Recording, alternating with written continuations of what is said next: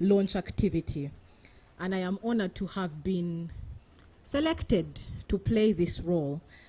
And so just in case you feel that you might be lost, or you're wondering if this is the meeting you are invited to, I'd just like to say that this meeting is one where we are launching the 5 cents making papers on philanthropy. And so if that is not what you are invited for, we will understand if you begin to disappear. But we hope that all of you are here because you are invited to be part of this event. Our guest of honor for the day is Honorable Flavia Kabahenda, who is the chairperson for the Gender, Labor and Social Development Committee at the Parliament of Uganda. It's also interesting to know today, in case you don't know, that she's the founder and advocacy advisor of the Uganda Parliamentary Forum on Social Protection. She's also the woman member of parliament for Chegegwa district. And so we are honored that she accepted our invitation to be here. Also in our midst, we have the executive director of the Financial Intelligence Authority, Mr. Sydney Asubo. Thank you very much for honoring our invitation. Ladies and gentlemen, I recognize you in all your individual and various capacities, and I hope that you will be able to have a worthwhile time while you're with us. The program that you received stated that we would be done at 4 p.m. The organizers plan to actually finish at 4 p.m., even if we are 30 minutes late, because we understand the care duties that many of us are involved in, and we wouldn't want children to be locked up in school because you are launching the philanthropy papers today. And so without wasting any time, I'd like to invite us to please stand up for the anthems. Oh, you're eating. I am very sorry, but we are still going to have to sing the anthems. The media team.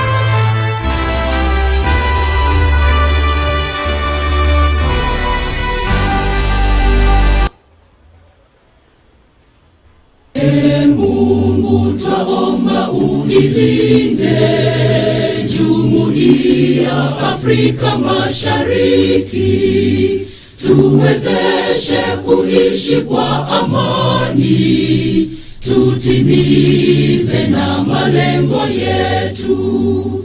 Jumuiya yetu sote tuilinde, tuajibike, tuimarike, umoja wetu ni nguzo yetu, idumu jumuiya yetu.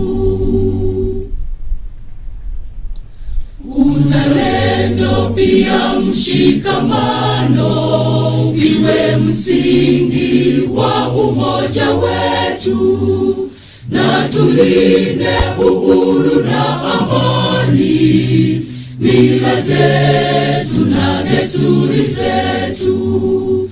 Jumuiya yetu sote tuilinde, tuajibike, tuimarike, umoja wetu ni nguzo yetu, idumu jumuiya. Thank you very much. Let us pray. Almighty God, would like to thank you for this day, but we'd also like to thank you for the thought and wisdom that went into the development of the 5 papers. And we pray that this launch shall be successful and that the objectives for the papers shall be achieved. In your precious name we pray. Amen. You may take your seats. In a very special way, allow me to recognize the arrival of Miss Rita Achiro. For very political reasons, you're very much welcome, and it's good to see you. She has passed her chair. Rita, I am told that your seat is right there and that you passed it. Without wasting time, I'd like to invite Dr. Frank Muhereza, the Executive Director for the Center for Basic Research, to welcome us, because we are launching these papers at his home. You're very much welcome, sir.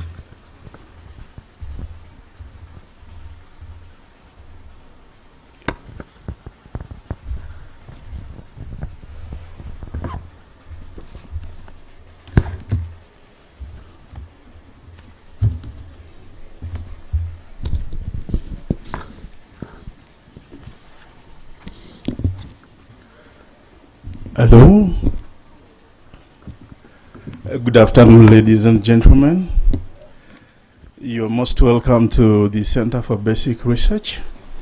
All protocol is observed. We're really happy to welcome you to an occasion of this magnitude. Center for Basic Research is a research organization founded in 1987 as an education trust, subsequently registered as an NGO, and since 1987 we have been involved in the business of knowledge production through research. We do disseminate the knowledge through publications, but also through functions like these ones. We hold meetings, dialogues, we invite stakeholders and have roundtables with them to share the findings of our researchers, and we do train. We undertake trainings using the findings of our researchers. So you are most welcome to one of these functions, which is in line with our strategic engagement.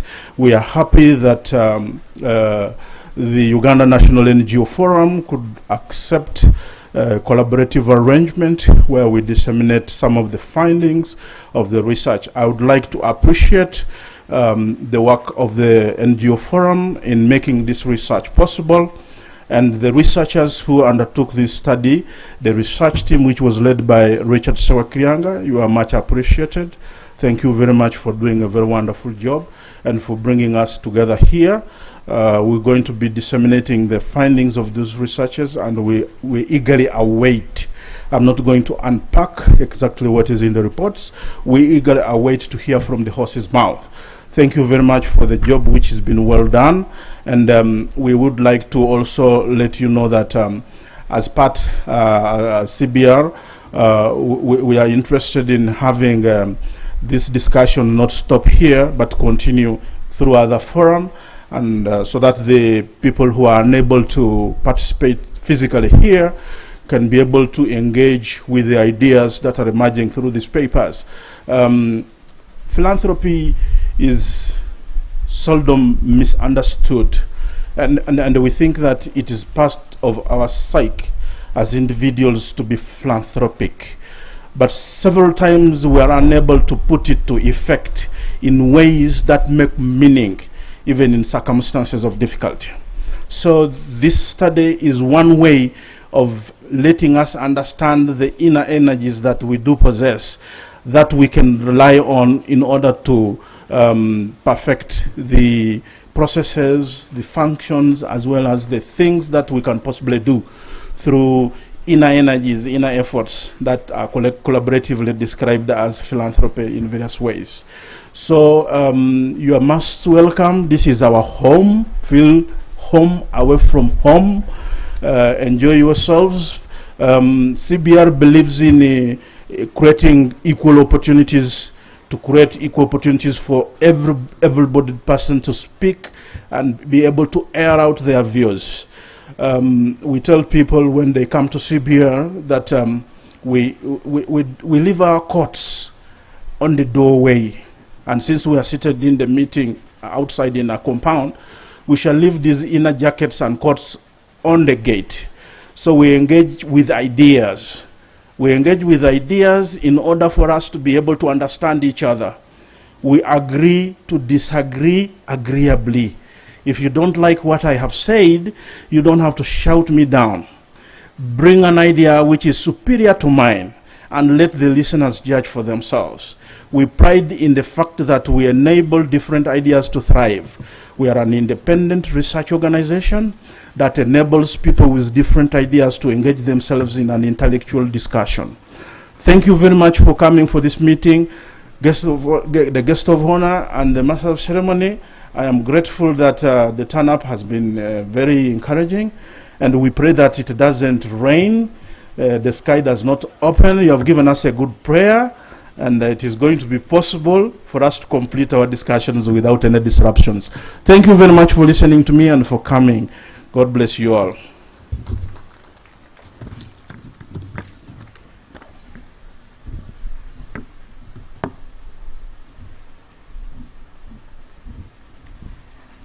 Thank you very much, Dr. Frank Muhereza.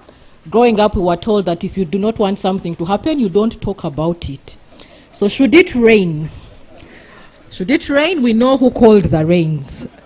But at this point, I'd like to invite a representative from the Uganda National NGO Forum, Ms. Sarah Pachuto, to give welcome remarks on behalf of the Executive Director.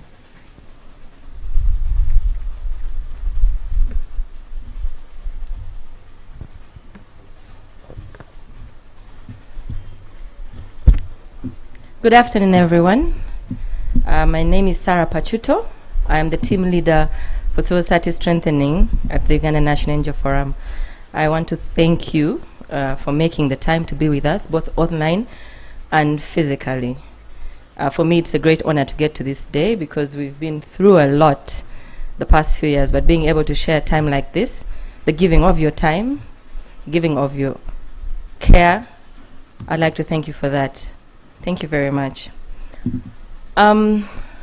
As part of our welcome, it's just to let you understand why NGO Forum does the things it does.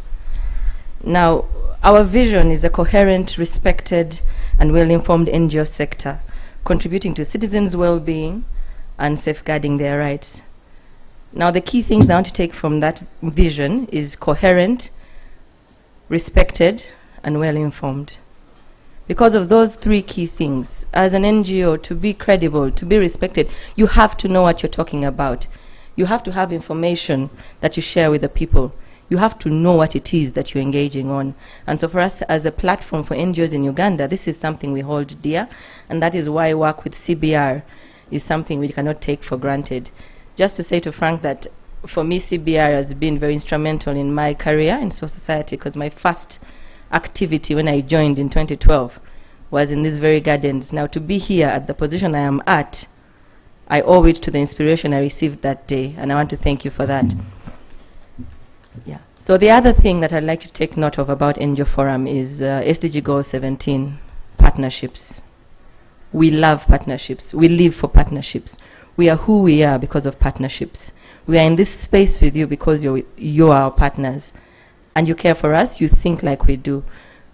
Even the guests of honor, the people that have honored our invitations, our partners, in very different ways. And we want to thank you for that. We understand that it's integral for the country that people work as one, as long as the citizen is central. And that is something that NGO Forum believes.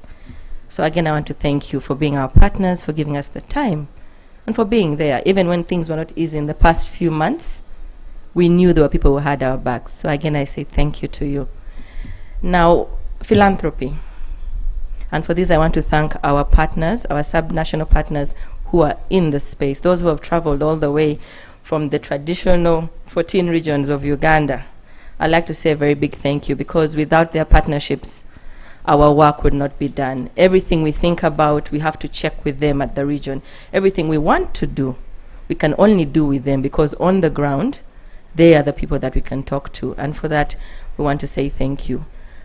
When we thought about this program, we had those people in mind. We had citizens at that level in mind. And the Philanthropy for Development program is, for us, a bold and transformational one. I repeat, bold and transformational. And for me, those are key words that direct the work we do. Basically, what it means is that there's nothing that we will not try. There's nothing that we will not do. There is no one we will not approach. We will dare to ask. We'll push for what we think it is that the citizens need. But more importantly, on the transformational is that we are looking at a totally bottom-up process. If you ask the partners at the region, there's nothing we do other than the core idea of the project, but there's nothing we do without consulting with the people. And for us, that is something important. I mean, part of being credible and legitimate is speaking for those you claim to speak for. So how better to do it than to speak with information from them? So this program, Philanthropy for Development, as flashy as it seems, is trying to appreciate a lot. The color for me just speaks to the diversity of what it is that we do. But bold and transformation as it is, we have a goal. It's a 5-year program, and we have a goal. We want to build a social movement that believes in giving. Rather than philanthropy, I'll use the word giving. We want to build a social movement that believes in giving and domestic resource mobilization.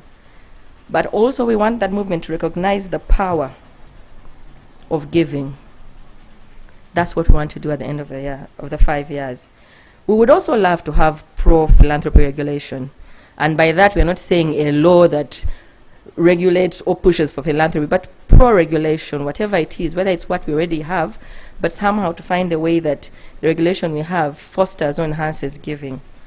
But we would also like to have a change in donor funding models. That would be the ideal outcome of our program, because we understand that things are changing. Like I said, bold and transformative. So we have to change the way we do development. And of course, that means that we have to shift the power from where it has been to where it ought to be. So ladies and gentlemen, for that reason is why we stand here in front of you, why we gather today. Philanthropy is a big thing everywhere. Everybody's talking about philanthropy. Philanthropy and climate change, philanthropy and gender, philanthropy and women, philanthropy. It's all over the place. But remember I said coherent, well-respected, informed? We thought it wise to first make sense of philanthropy. Everybody is attacking it from everywhere, but the best way sometimes is to understand what you're doing, and that's why we have the sense-making papers. We want to make sense of it. It's different facets. I mean, is there a need for regulation or not? Is the contribution of women in philanthropy being recognized? Is it just the women, or can the youth do something? I mean, we are trying to look at it from all angles so that we understand it and make it work for us.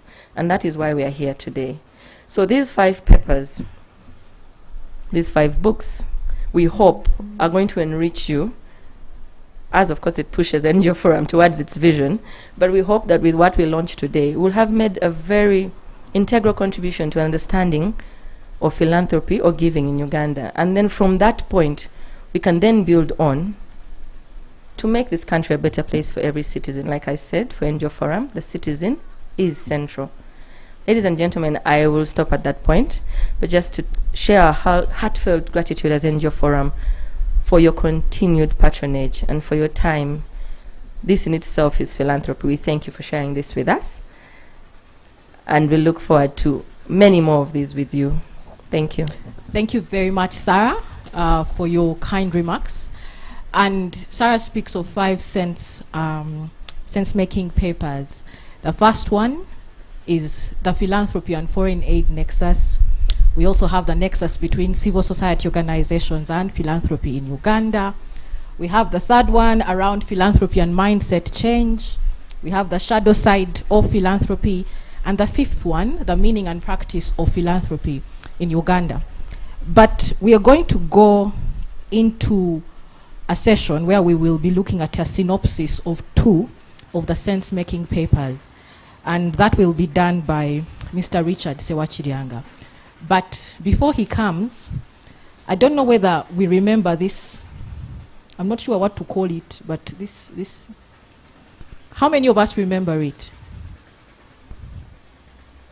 How many of us remember the launch of this program? Is there anyone who remembers the meaning behind these baskets? There's a present. Okay, but this is a journey. I think one of the things that we need to celebrate today is the journey. Usually we launch and we cannot even remember or carry anything from the launch process. But once upon a time, we launched this initiative, and we had the basket, or the baskets, to set us on a journey. And now today, we don't just have the basket, but we have 5 cents making papers. And I hope that a few months from now, we will have something else to add onto this journey. But for now, Richard, you're welcome.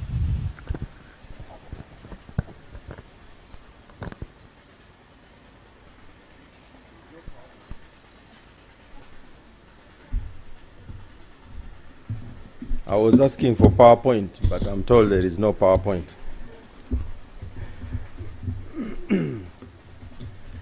So,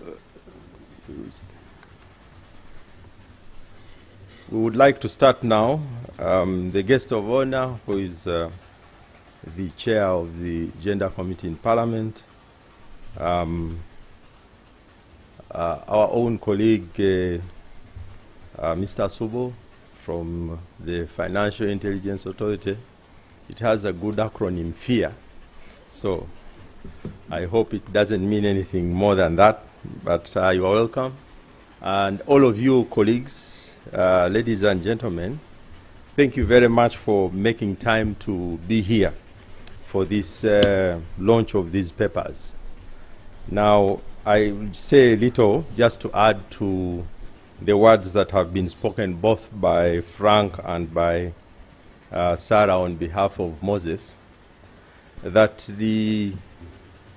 this program on philanthropy, I think, has a history. And they say that if you, sometimes you find that by being around for a long time, you become lucky. You become lucky like that rat that was lucky enough to bite the hide of, how do they say it in English? To bite the hide of the cat. So the cat died, and this rat could actually sniff the dead cat's skin, let's call it that. So for me, for being around long enough helps me. CBR for me is a home. Some people ask me, you have just come. No, no, no. I came to CBR in 1997.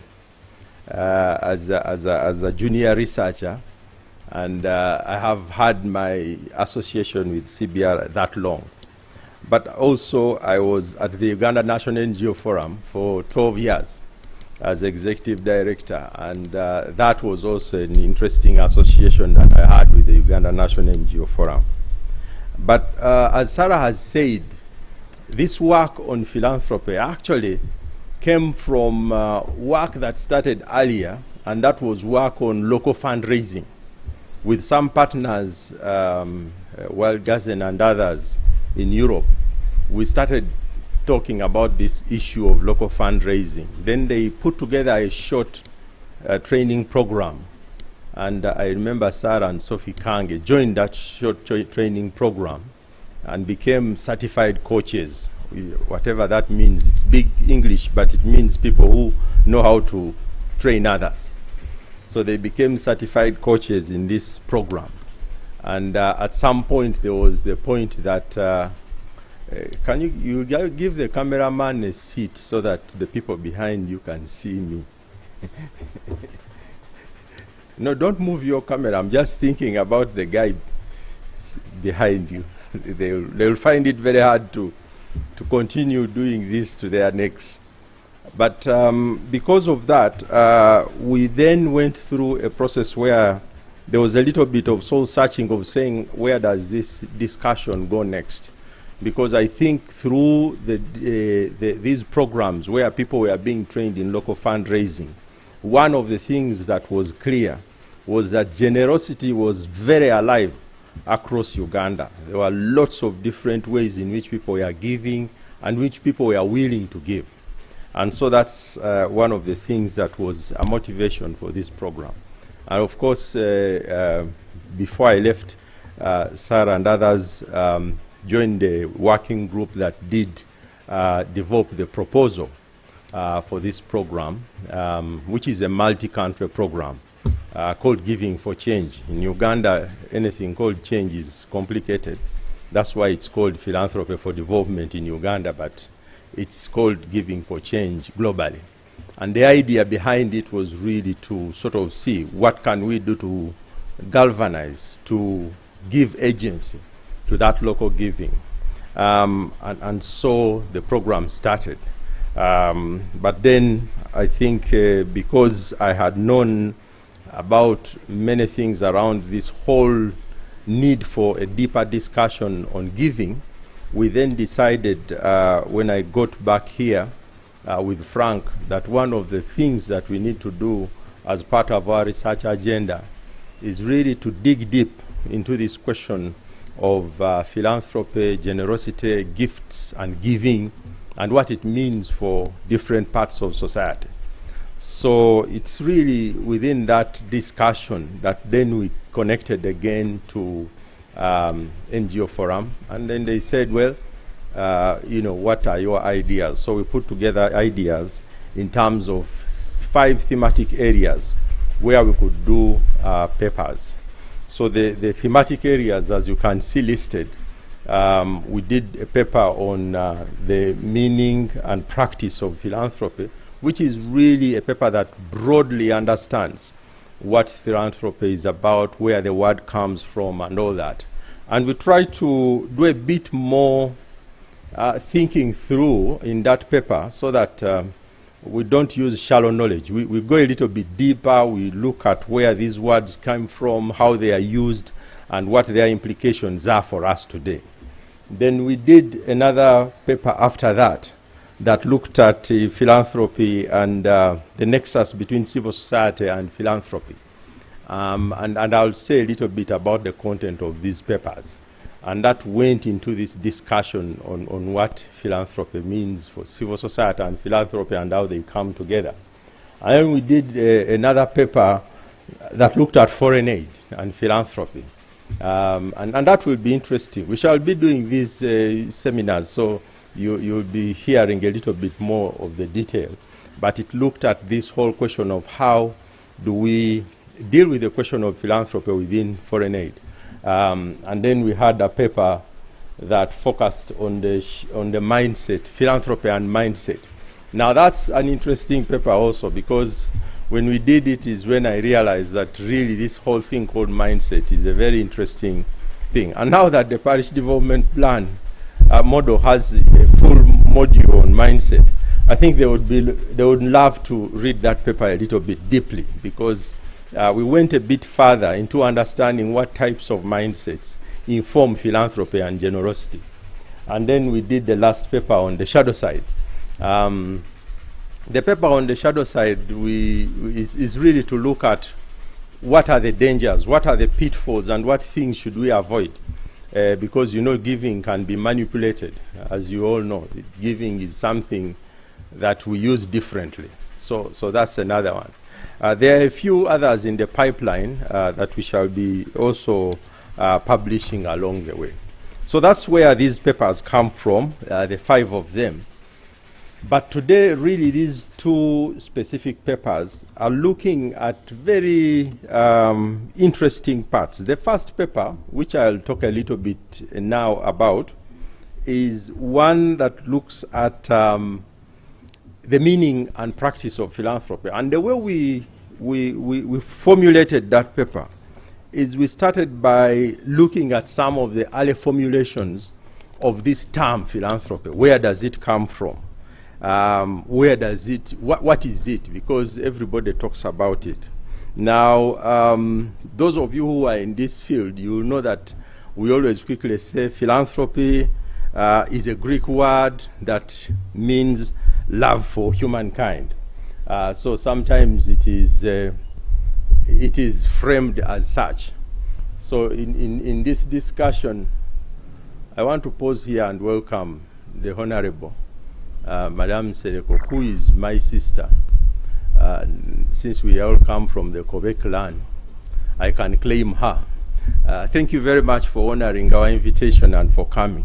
We've just started, and I'm just introducing the papers that we did. So thank you very much.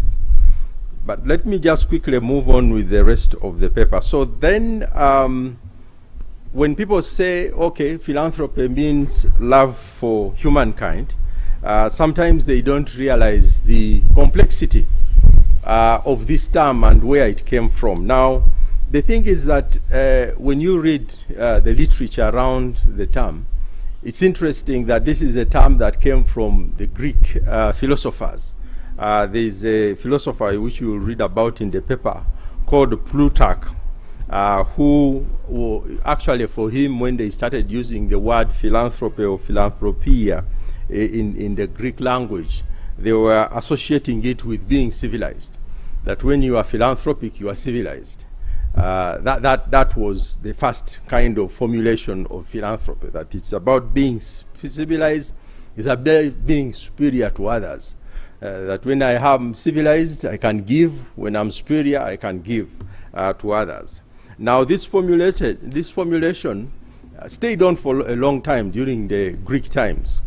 But it was, in the literature, they show how it was rejected and resisted quite a lot by the Roman Catholic Church. And the Roman Catholic Church was arguing that you can't say philanthropy is about superiority. It has to be about something else. And that's how, the Roman Catholic Church in the Middle Ages, now I'm talking about 17th, 16th century, they started using the term and saying philanthropy is really about charity. And that's where, this whole issue of charity comes from. It's about being generous, about having selfless love, about, all those elements which are about making people, become better Christians. Now, the thing about the formulation, that early formulation, was that, they were saying that philanthropy, if you are a charitable person, that is also a good way to make sure that you don't go to hell. So as a way of guarding yourself from going to hell, you become philanthropic, you become a charitable person. Now, while the Catholic Church did introduce this term of charity in place of philanthropy, there was also this element which they introduced, which is what they call the epic of reciprocity, that the rich give and in return the poor, who sometimes have the time and are closer to God, can pray for the rich so that the rich can go to heaven. So this was a formulation in history. I'm trying to give them to you because sometimes we find a term, we use it, we don't know how far it comes from. But and therefore, these rich people were giving in church with the sole reason of making sure that they are prayed for. And actually, there were some poor people who would be in church somewhere just praying, and rich people would be there to give them whatever they needed so that they can continue praying for their souls, so that their souls don't go to...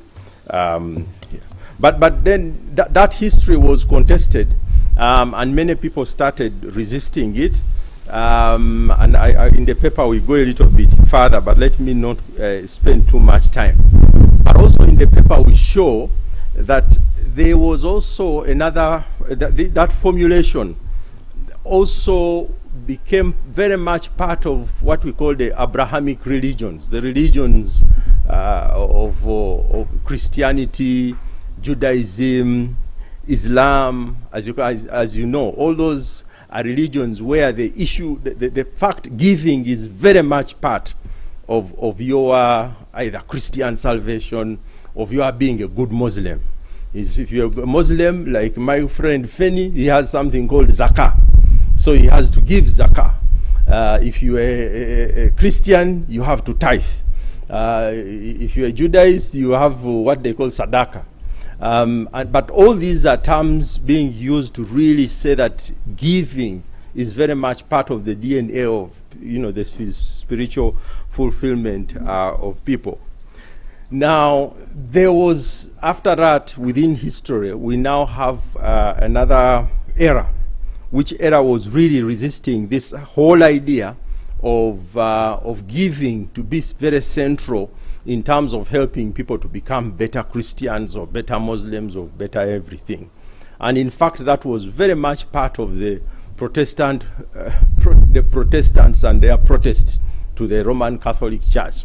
And what they did at the time is that there was a big argument that this issue of saying that the poor are closer to God and the poor, for any reason, is not right. In fact, the early Protestants said that being poor is a dangerous thing, it is licentious, it's the wrong thing to do. Everybody should have the Protestant work ethic, the ethic of working every day.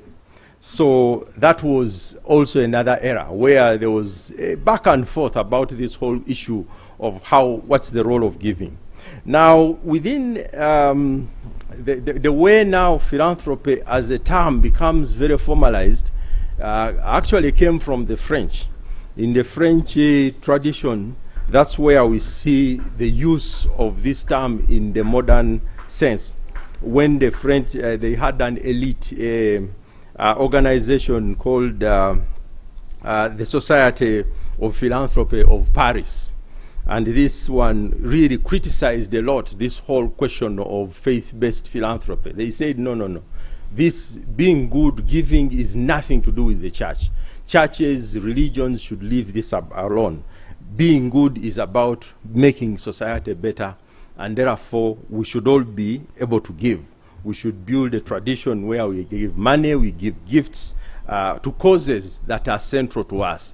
And for them at that time, the argument is like we should give more to things like orphanages, we should give more to things like prisons, where people, are going through some kind of suffering.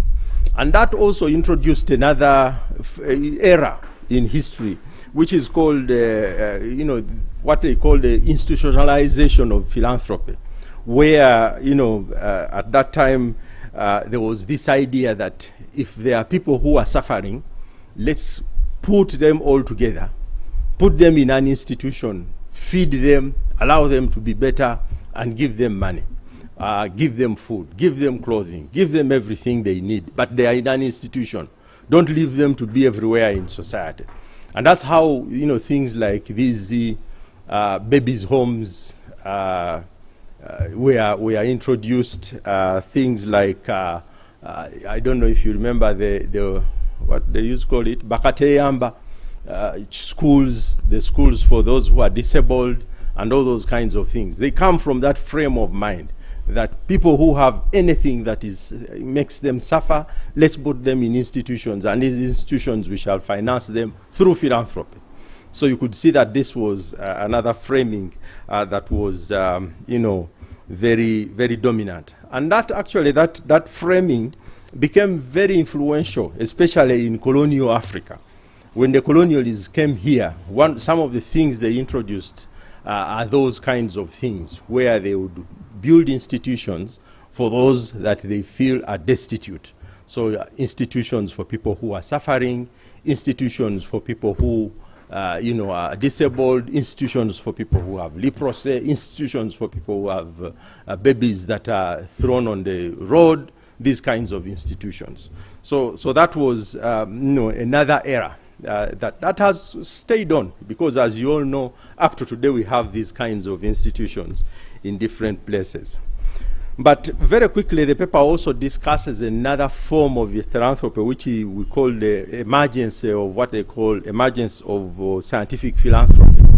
Now, scientific philanthropy comes from a very interesting perspective, because when those who criticize this formulation where you have people being put in institutions and people giving, giving them money and other things, they came up with the idea that no, philanthropy really is about making society better. It's about making sure that what we give is improving society in different ways. So we cannot be saying that philanthropy is about giving only to those who are suffering. And that is when this, giving to universities, to public libraries, to museums, to leisure parks started, especially in Europe and in Europe and in America. It became very, very dominant, that kind of giving. So, but the idea there was again to try and make sure that philanthropy now is being seen as something that contributes to positivity in society.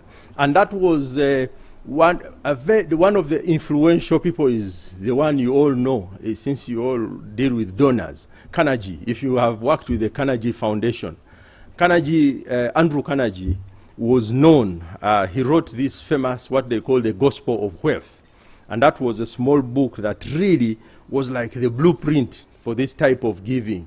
To say, and for him, what he did, he even divided his life into two. He said, you see, I'm going to have two parts of my life. First part, I'm going to accumulate money. Second part, I'm going to give away all that money. And that's what he did. He sort of had that part where he accumulated a lot of money, and then he also, went on to give to all kinds of causes, museums. He formed one of the biggest foundations. It has survived for over, 300 years. So you see that these things are not simple. They have been around. They have been very influential in terms of the way they have, formed things. So that's all covered in the paper. I don't want to go into all the details, but I'm just giving you some snapshots. Now, another piece that we discussed that we thought was important, and we didn't go in a lot of detail because there is a book on it, is something which they are calling philanthrocapitalists. Philanthrocapitalists is a new form of philanthropy that is really following in the heels of this idea that Andrew Carnegie brought about, which is the Gospel of Wealth. But within philanthrocapitalism, the people who are looking at it, and there is a lot of critique for that kind of giving, is the kind of giving that has emerged where you have rich capitalists. They make a lot of money and they start giving it out. And, for many reasons. So people like Bill Gates, they make a lot of money in computers and then they create the Gates Foundation. And some people have a problem with that kind of doing of things. Or people like Mark Zuckerberg make a lot of money and then you start giving it out. So it's become a very influential type of giving right now as we speak. To the extent that right now there is a big group which is, it's like an umbrella organization that has been formed by this rich club called the Giving Pledge. And these are people who have signed up to give a huge percentage of their wealth to philanthropy in their lives. And I think, I can't remember the figures, but they have put lots of money in billions of dollars right now in that Giving Pledge. And as you know, right now, these big philanthropists have become so influential. If you go to the United Nations, Bill Gates can open any door in the World Bank, all these kinds of things. So philanthropy has become a very interesting framing because it has also become influential in how development looks like. For example, now the Gates Foundation is financing agriculture, it's financing gender, it's financing reproductive health and lots of different things. And people have a challenge with that, but I'll talk about that later. But that is another thing that we discuss in the paper, that you may want to look at it. In the paper, we also talk about something called the African philanthropy. The reason being that one of the things we hoped to achieve was to say something about African philanthropy in this paper, but also to recognize that this is one of the areas that has been going through a lot of back and forth. As you know, there is a huge thinking that Africans don't give enough. It's a dominant kind of narrative and discourse out there. They don't give enough, they are poor, they only receive. But there are a number of very, very interesting authors, people like Jacob Marty, a few others, who have come back to argue and say, no, Africans by their DNA are givers. You cannot say that they don't give enough, because giving and philanthropy is actually embedded in the life system of being an African. That when you are an African, you can't run away from giving. Nearly everything you do has to do with giving, because it is encapsulated in the diversity of ways in which we live, helping relatives, contributing to weddings, giving at religious functions, giving of time in different ways, and all that kind of thing. So there is now a scholarship that is growing of people who are actually doing research to make sure that people understand the peculiarities of African giving and what that looks like. And this has been expanded to even now the larger school of thought of what we call now community philanthropy. And this is one of the things that are coming out there. Now, another thing that we discuss in the paper that may be helpful to talk about here is that, again, this term philanthropy, as I said, it has moved through times. At some time, we're talking about it as give, charity, whatever. But there is also another, influential school that is saying, no, in Africa, you can't actually talk about things like philanthropy or giving. But what happens in Africa is what we do is gifting. Now, that's a new term that is coming through. And the idea, one of the big scholars here is called Alan Fowler. He's from South Africa. And he makes the argument that, you see, I can give you a cold shoulder, I can give you a poison, I can give you something bad. But when I say gifting, it has a positivity behind it. I can only gift you good things. Gifting is about a positive way of looking at life. And so now there is a new debate that is emerging when we talk about Africa. Should we talk about African giving or African gifting? Because when we are talking about gifting, we are really talking about the positivity of the character of generosity that happens in Africa. So that's a huge debate that I also would like you to look at the paper and look at some of the points that we raise on there. There's a section in the paper that also talks about, it looked at some of the empirical evidence that is available. Now, one interesting thing, which we don't talk about a lot here in Uganda, is that actually the evidence is clear that giving in countries like Uganda is huge. We actually don't document it and don't talk about it. But there is something called the World Giving Index. It does an annual report, and it is published by a UK foundation called the Charities Aid Foundation. Now, that report ranks Uganda 8th in the world in terms of giving, because they rank countries which is the most generous country in the world. Uganda is the 8th. Now, people look at it and say, oh, is this true? You should clap for yourselves if you are clapping, because it is very rare that we have many things to clap about. So it's good that when we know that we are the 8th in giving. Now, and that report actually surveys a lot of people, 1.3 million people in 125 countries. And it looks at 3 aspects: helping a stranger, which is giving of time, and then it looks at the giving of resources itself, and one other metric. And actually on helping strangers, Uganda then goes up even higher and is ranked 7th globally. So, but the thing is that, and if you look in the book, you'll see there is a short table. It actually shows that if you look at the 10 most countries that give most, the first one is Indonesia, second one is Kenya, Nigeria is 3rd, Myanmar is 4th, Australia is 5th, Ghana is 6th, New Zealand is 7th, and then Uganda comes 8th, Kosovo comes 9th, and Thailand becomes the 10th. Now you can see it's a huge diversity. But it's an interesting piece of work, and we should be probably doing a bit more research when we get some resources to ask the question why, how come, and what is it that is behind this kind of giving that we see. So that is another paper another piece of work that is there. We also talk about number of practices within the paper itself.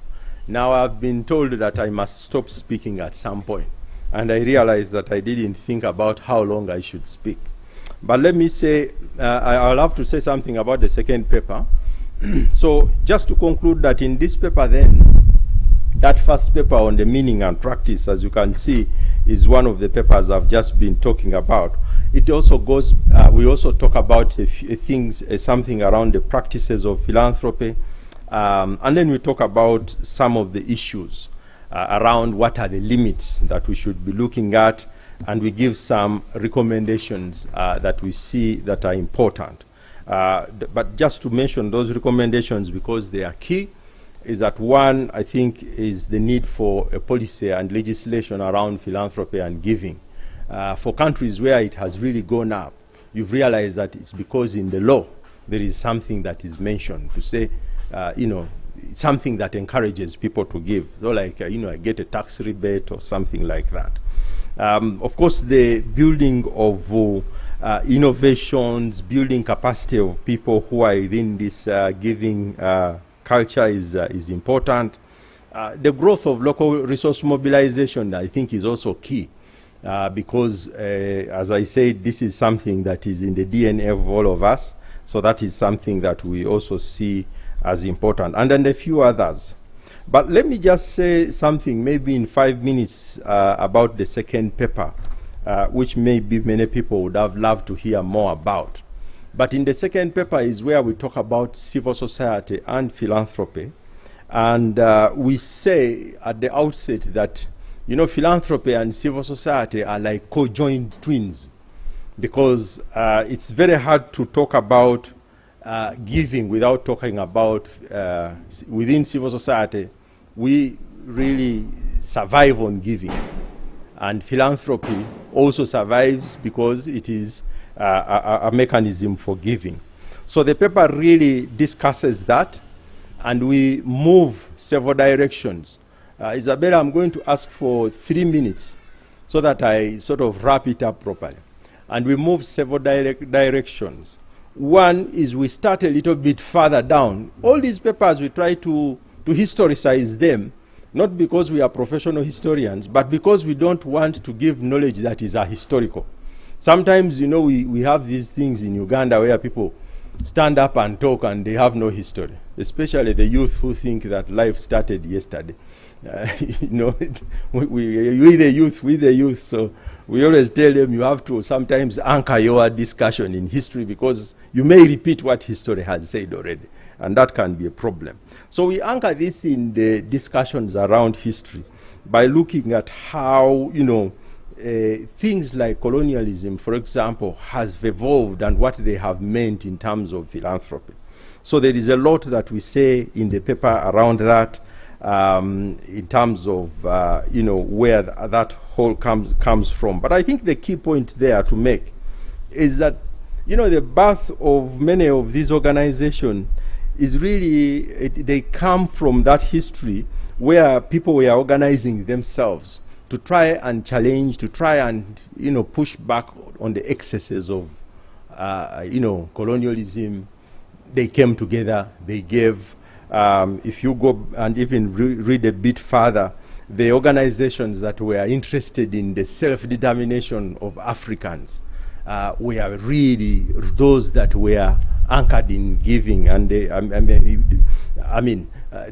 beautiful story is the cooperatives in this country that took Musazi to the UK by bringing their money and giving him money, and he went and sort of was going to speak on their behalf.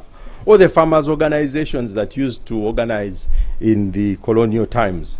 So all those were really interesting civil society formulations that were anchored in giving.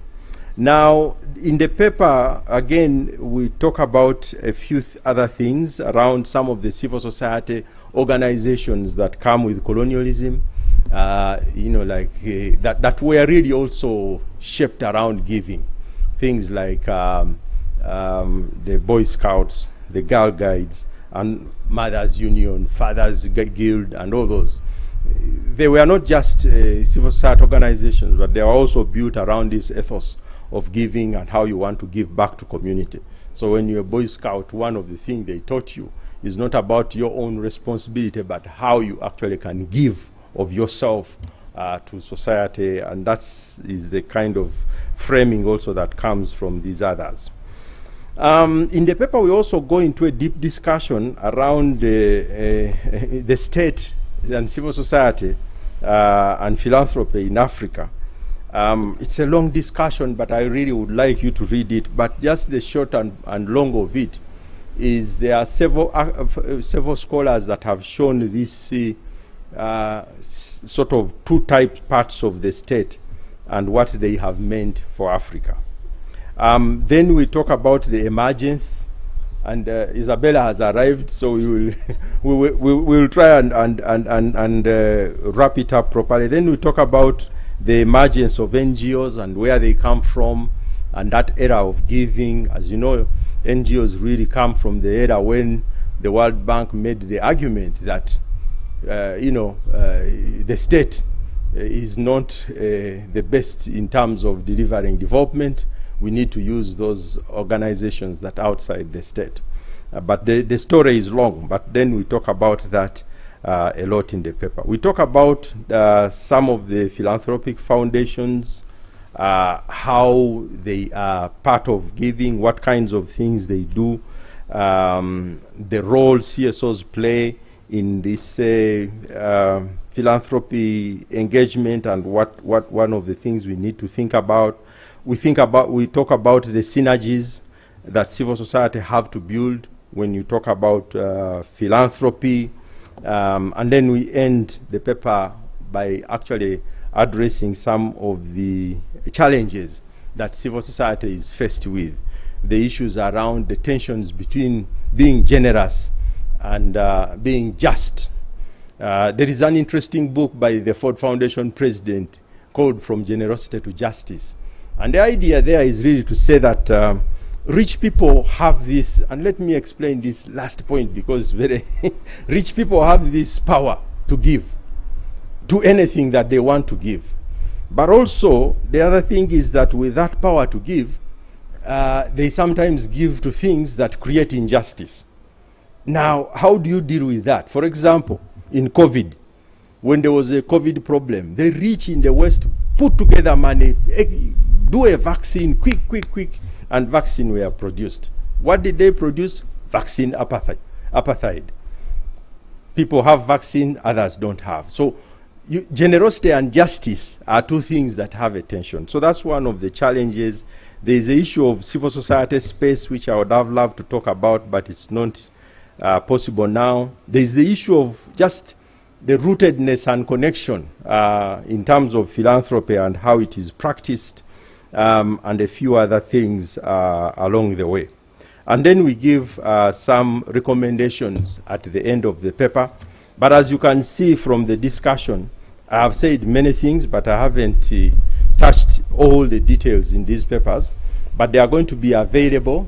The rest of the papers, we shall be doing them in smaller engagements, which will be webinars, as well as a small meeting here at CBR next month, and for the next 3 months, so that we share all these papers.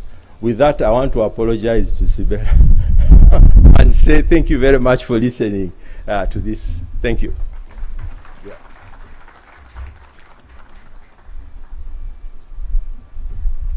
Thank you very much, Richard. And you have left all your property here.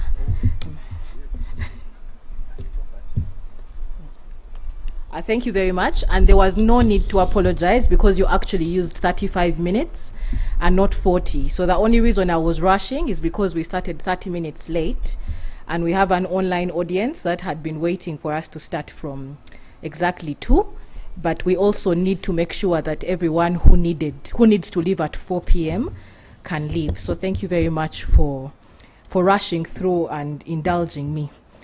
I'd like to recognize at this point the presence of Honorable Rose Namayanja, who is the Deputy Secretary General of the National Resistance Movement, But very importantly, within the context of the conversation we are having, the founder and director of the Rose Namayanja Foundation, which does a lot of philanthropic work. So thank you very much for joining us. At this point, we would like to move into the discussion on the highlights that were presented by Richard, and that should be done by Dr. Chris Opesen. Unfortunately, he's been taken ill, so please keep him in your prayers. And so we had to adjust, and we will open the conversation up to the plenary.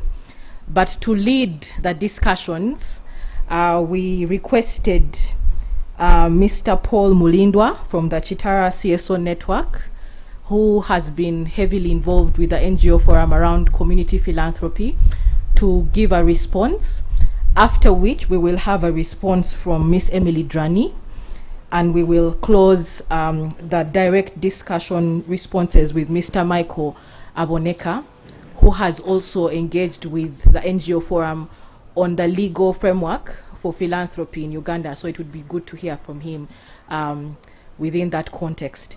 After the three people have spoken, and I hope you will speak for at most 5 minutes, we will open this up to plenary, both physically and online. So over to you, Mr. Paul Mulindwa. There's a microphone. Oh, actually, it would be good for you to come here. Yes, and then I'll be waving at you from right there.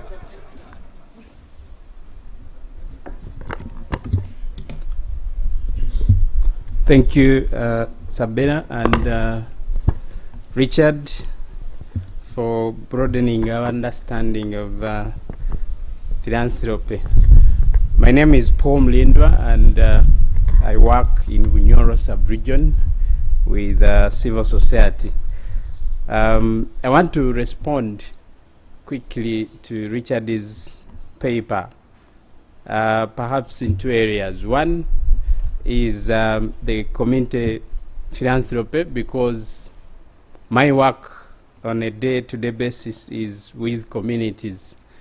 And I want to say, whereas there's a lot in the paper in regard to the giving, what you ended with, the giving by the rich people, and the very many things you talked about. It's good you also talked about the community philanthropy, and we think it requires perhaps more research. We think there's a lot of giving in that direction. The civil society life, or what you called the association life at community level, we think it's all built on philanthropy.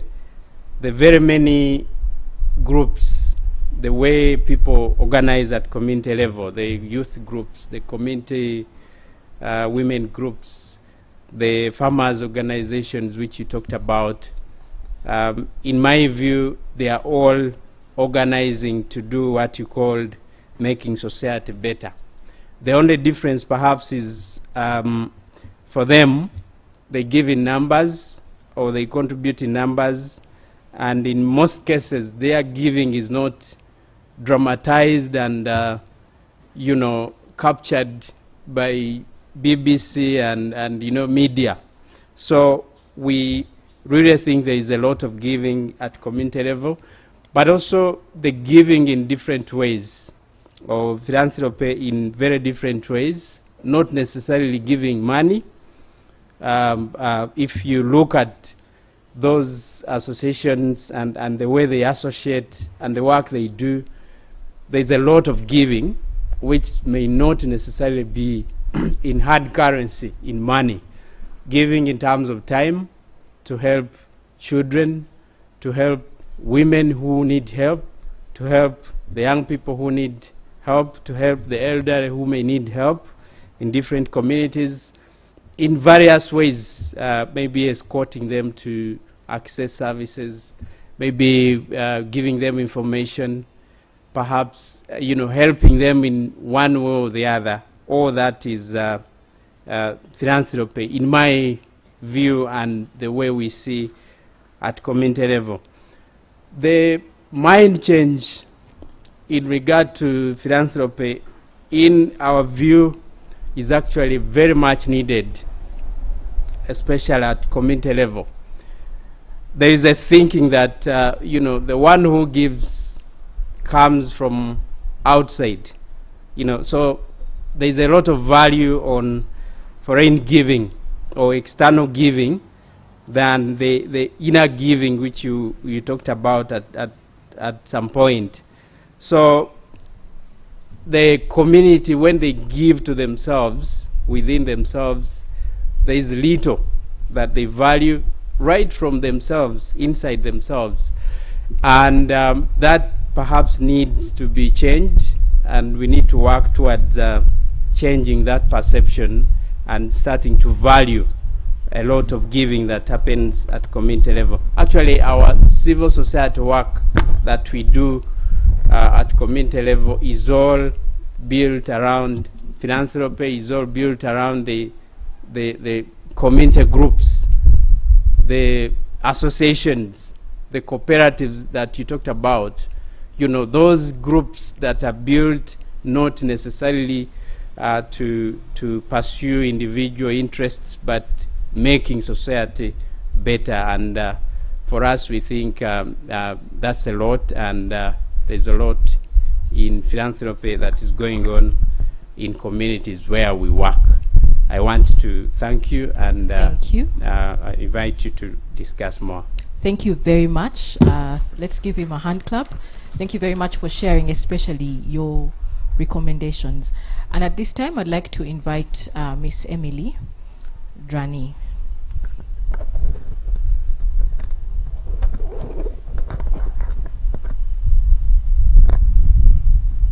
Thank you very much, Isabel. Good afternoon to you all protocol observed. This was a bit of an ambush, so these are just reflections when I was listening to Richard. Thank you so much for your presentation, but also for this valuable work that has been done. I'll just highlight a few things that were going through my mind as I was listening to Richard, but also reflecting on the work that we do. I'm from the culture sector. And I think when we talk about giving, there are underlying values about trust and having a legacy of giving. So you don't just give and think it will end there. Culturally, we think if I give to you, you're going to give to the next. There's no contract, but we know that we are not just giving for nothing. And the idea of giving, which is institutionalized, whether it's politically or by faith, where we say we must give so that we are seen as good, I think removes from people their responsibility to give. So then you think this is an institution that should be responsible for giving. And yet culturally, all of us, when we are being nurtured, we know we are supposed to give. You care for your siblings, you care for your parents, and that responsibility of caring, if it is institutionalized, makes people sit back and say, government ituyambe. You're supposed to help yourself. We've always been doing it. So I think we should be careful in making a balance between institutionalized giving and our responsibility as people, as Africans, to give, because that is how we are supposed to have been brought up, although this is changing.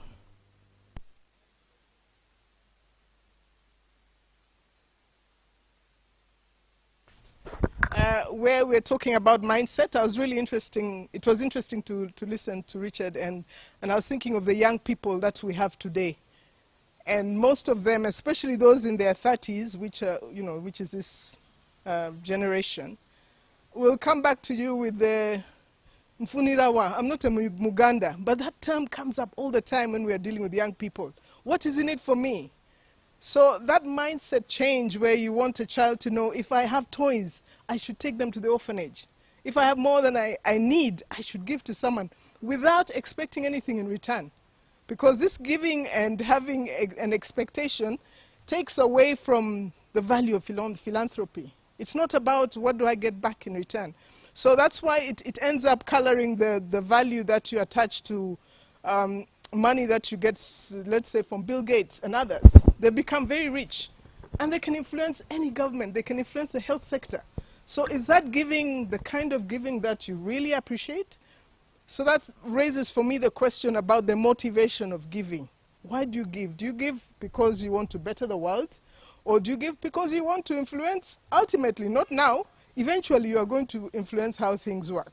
And therefore, at the end of the day, it waters down the value of that giving. Then I was also thinking about the Africans who don't give enough, or they are poor. And I think that is when you attach giving to money. Africans have ways of giving which are immaterial in terms of time, in terms of care.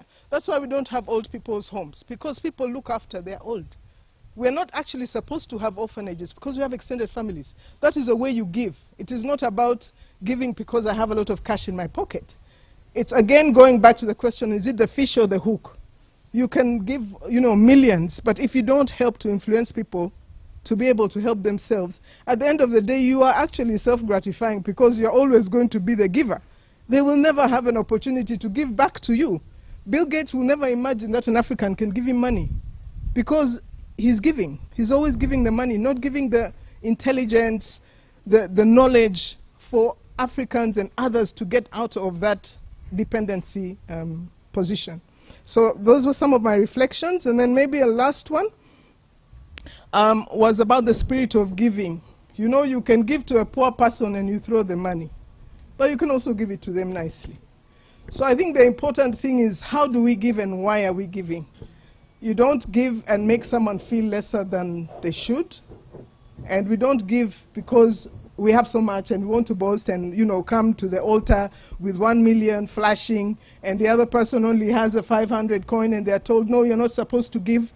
That kind of giving should be something that we're also reflecting on. It's not about money, it's about the spirit of giving and the spirit of care. And of course, for the state, it also goes back to the issue, I've not read the book yet, but it goes back to the issue of why do we give? Are we giving for influence? Of course, ultimately it's to better the world and better Uganda. But there's elements of patronage, allegiance. All this is couched in that giving. So we need to be able to reflect a bit more critically on why we give. Thanks. Thank you. Thank you very much for your reflections. And finally, we will have Mr. Aboneka Michael. And for those in the audience and also online, after this, I think we should start with the online audience. So if you would like to give any submissions and you're online, please already begin to put up your hand, and we should give you an opportunity to either ask a question or add value to the discussion. Thank you, Isabel, and good evening, ladies and gentlemen. My name is Michael Aboneka, and Richard was talking about the young people. And just to say that I was once part of CBR and NGO Forum, so for me to come back here to discuss this shows that there was some mentorship happening. So Richard, we are there and we appreciate the mentorship together with the rest of the colleagues.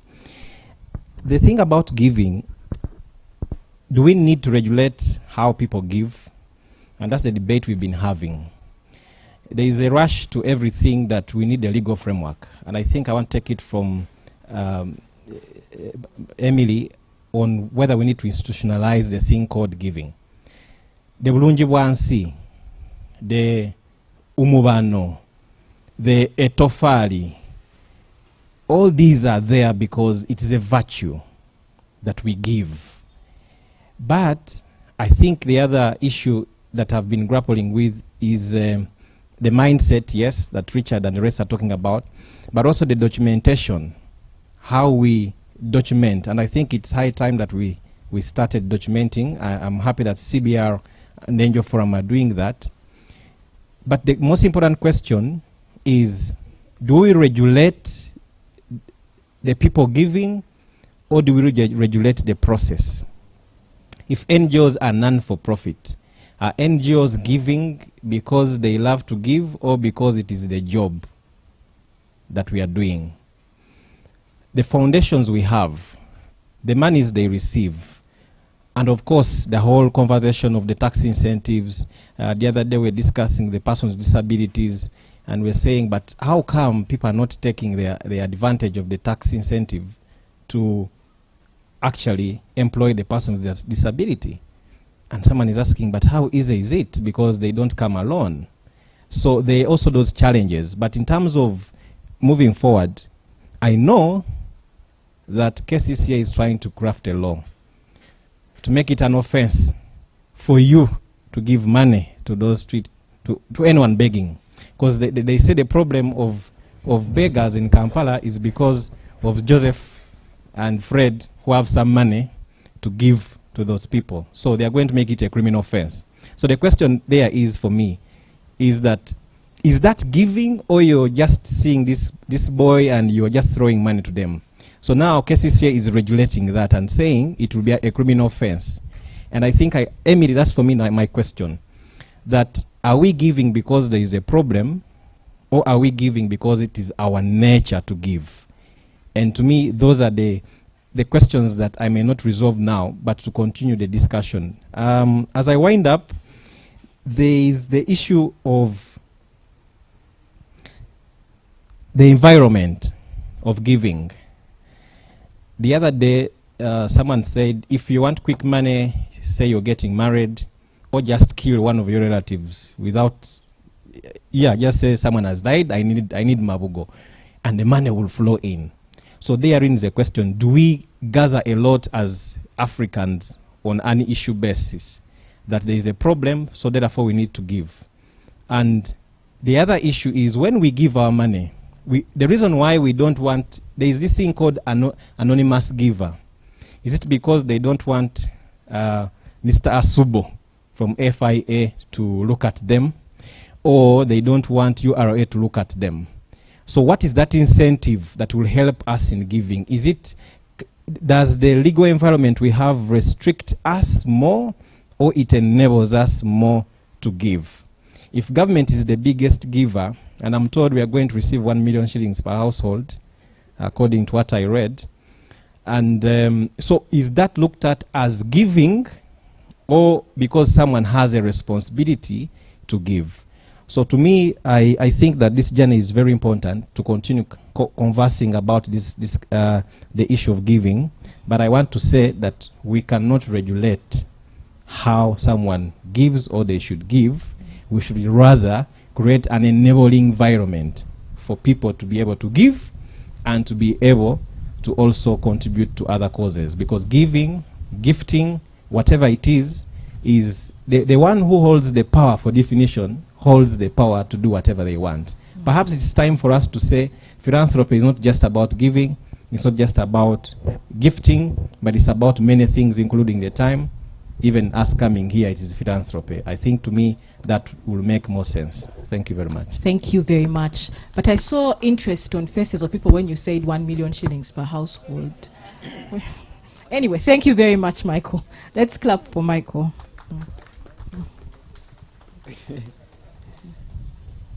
And thank you very much to our 3 respondents.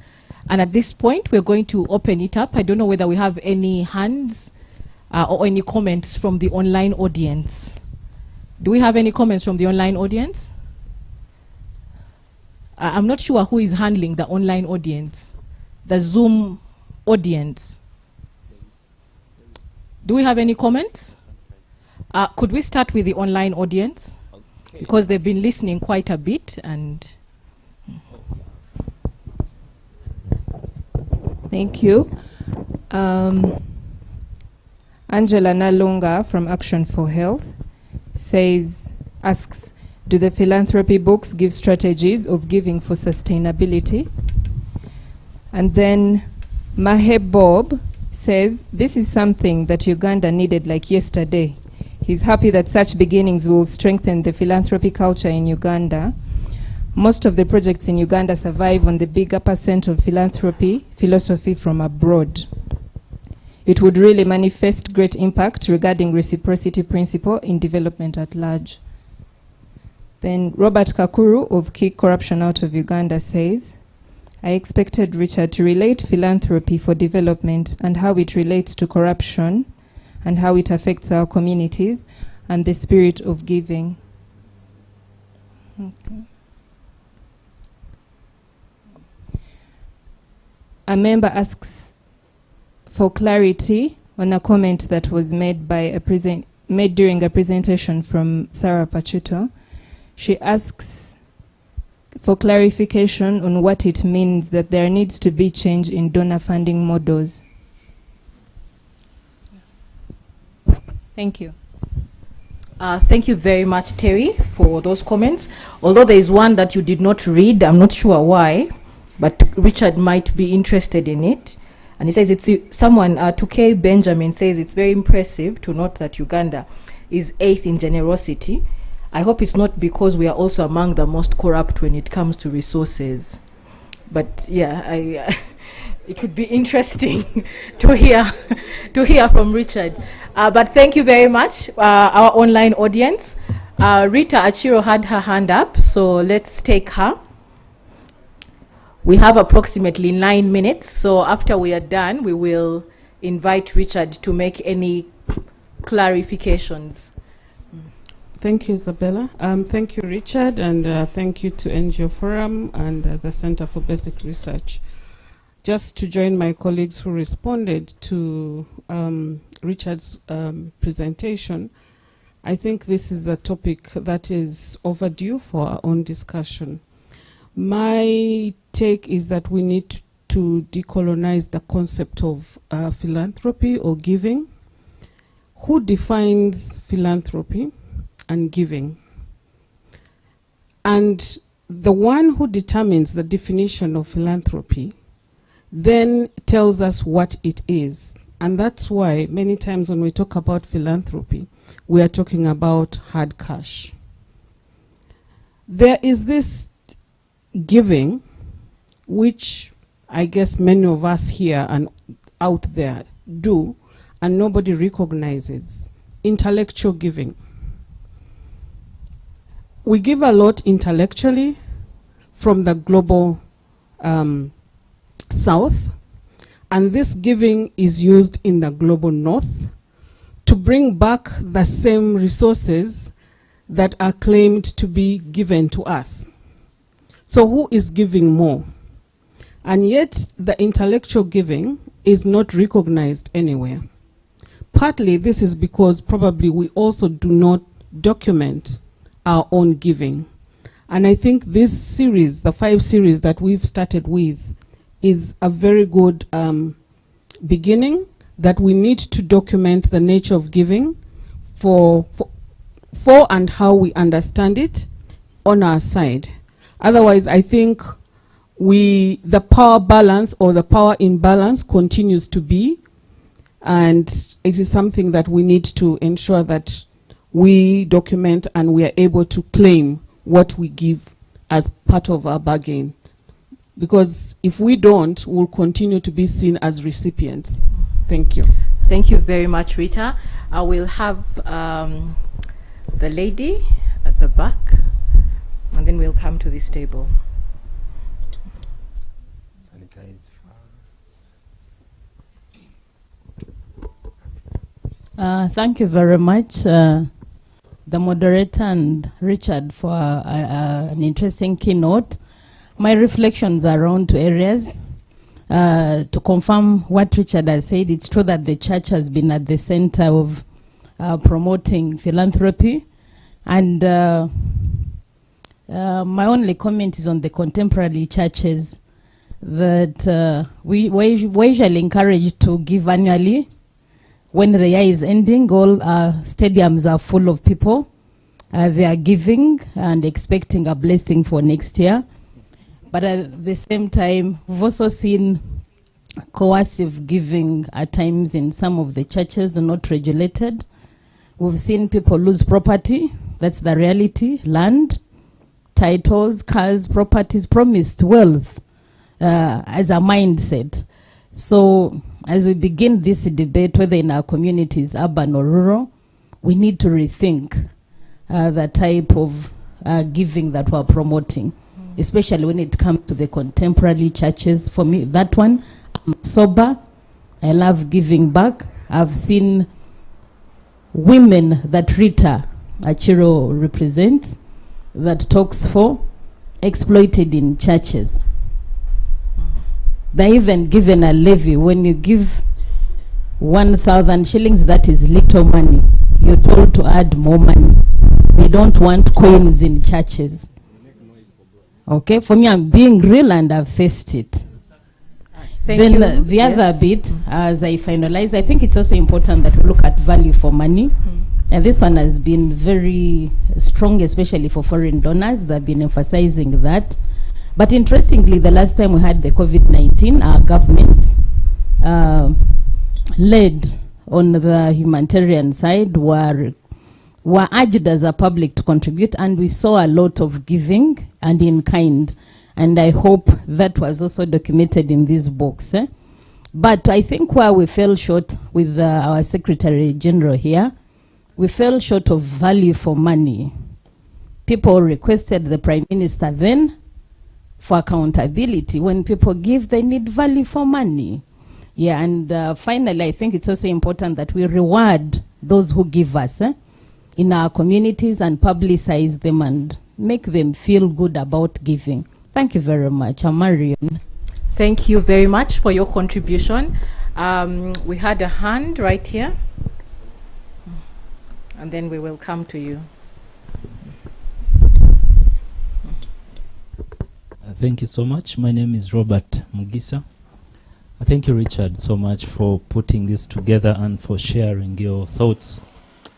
On page 18, I see you have quoted the proverb from Toro. We know what volume you're reading from. The first one, series 1, okay. volume 1. That proverb, I'm from Toro. So the version is munywani wawa kuhairo tali mugaya, munywani wawa kuhairo tali mugaya, akuhaira kataito tali mugaya munywani.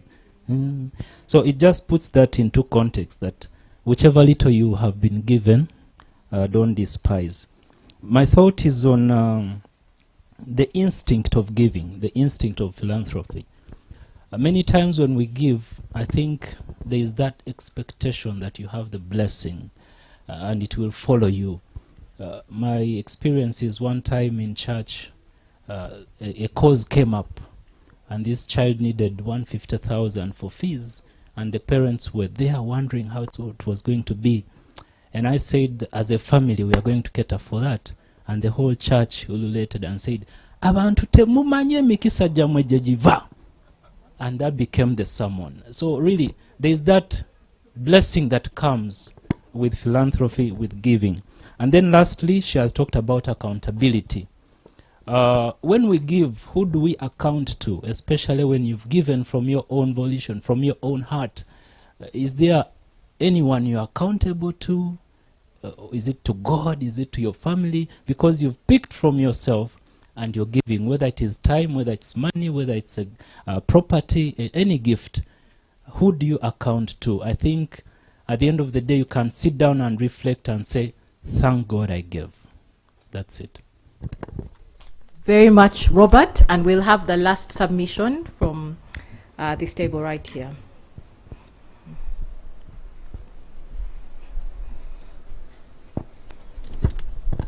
Thank you very much, moderator. Thank you very much, Mr. Sawachirianga.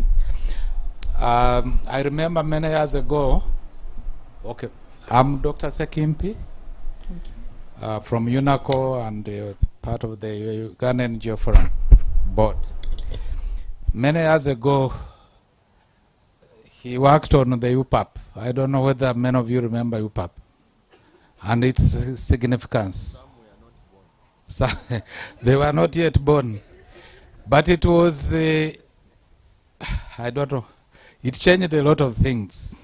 Maybe he will have, you should say a little bit about that UPAP and the change it caused. Uganda Participatory Poverty Assessment Project.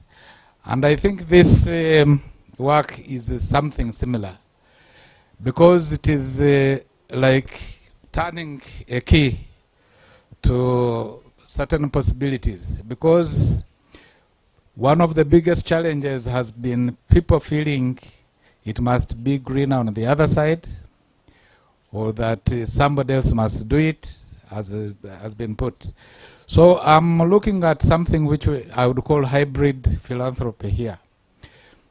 I happen to be in the Rotary movement Now, the Rotary movement uses a lot of foreign resources, but also a lot of the local resources.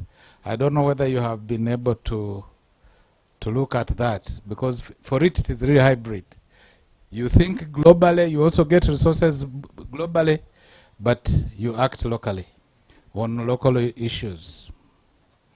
Then the other point which I would like to talk about would be the power of numbers. Because if you took a village of about 100 people, and each one was able to contribute, what would have seemed impossible becomes possible.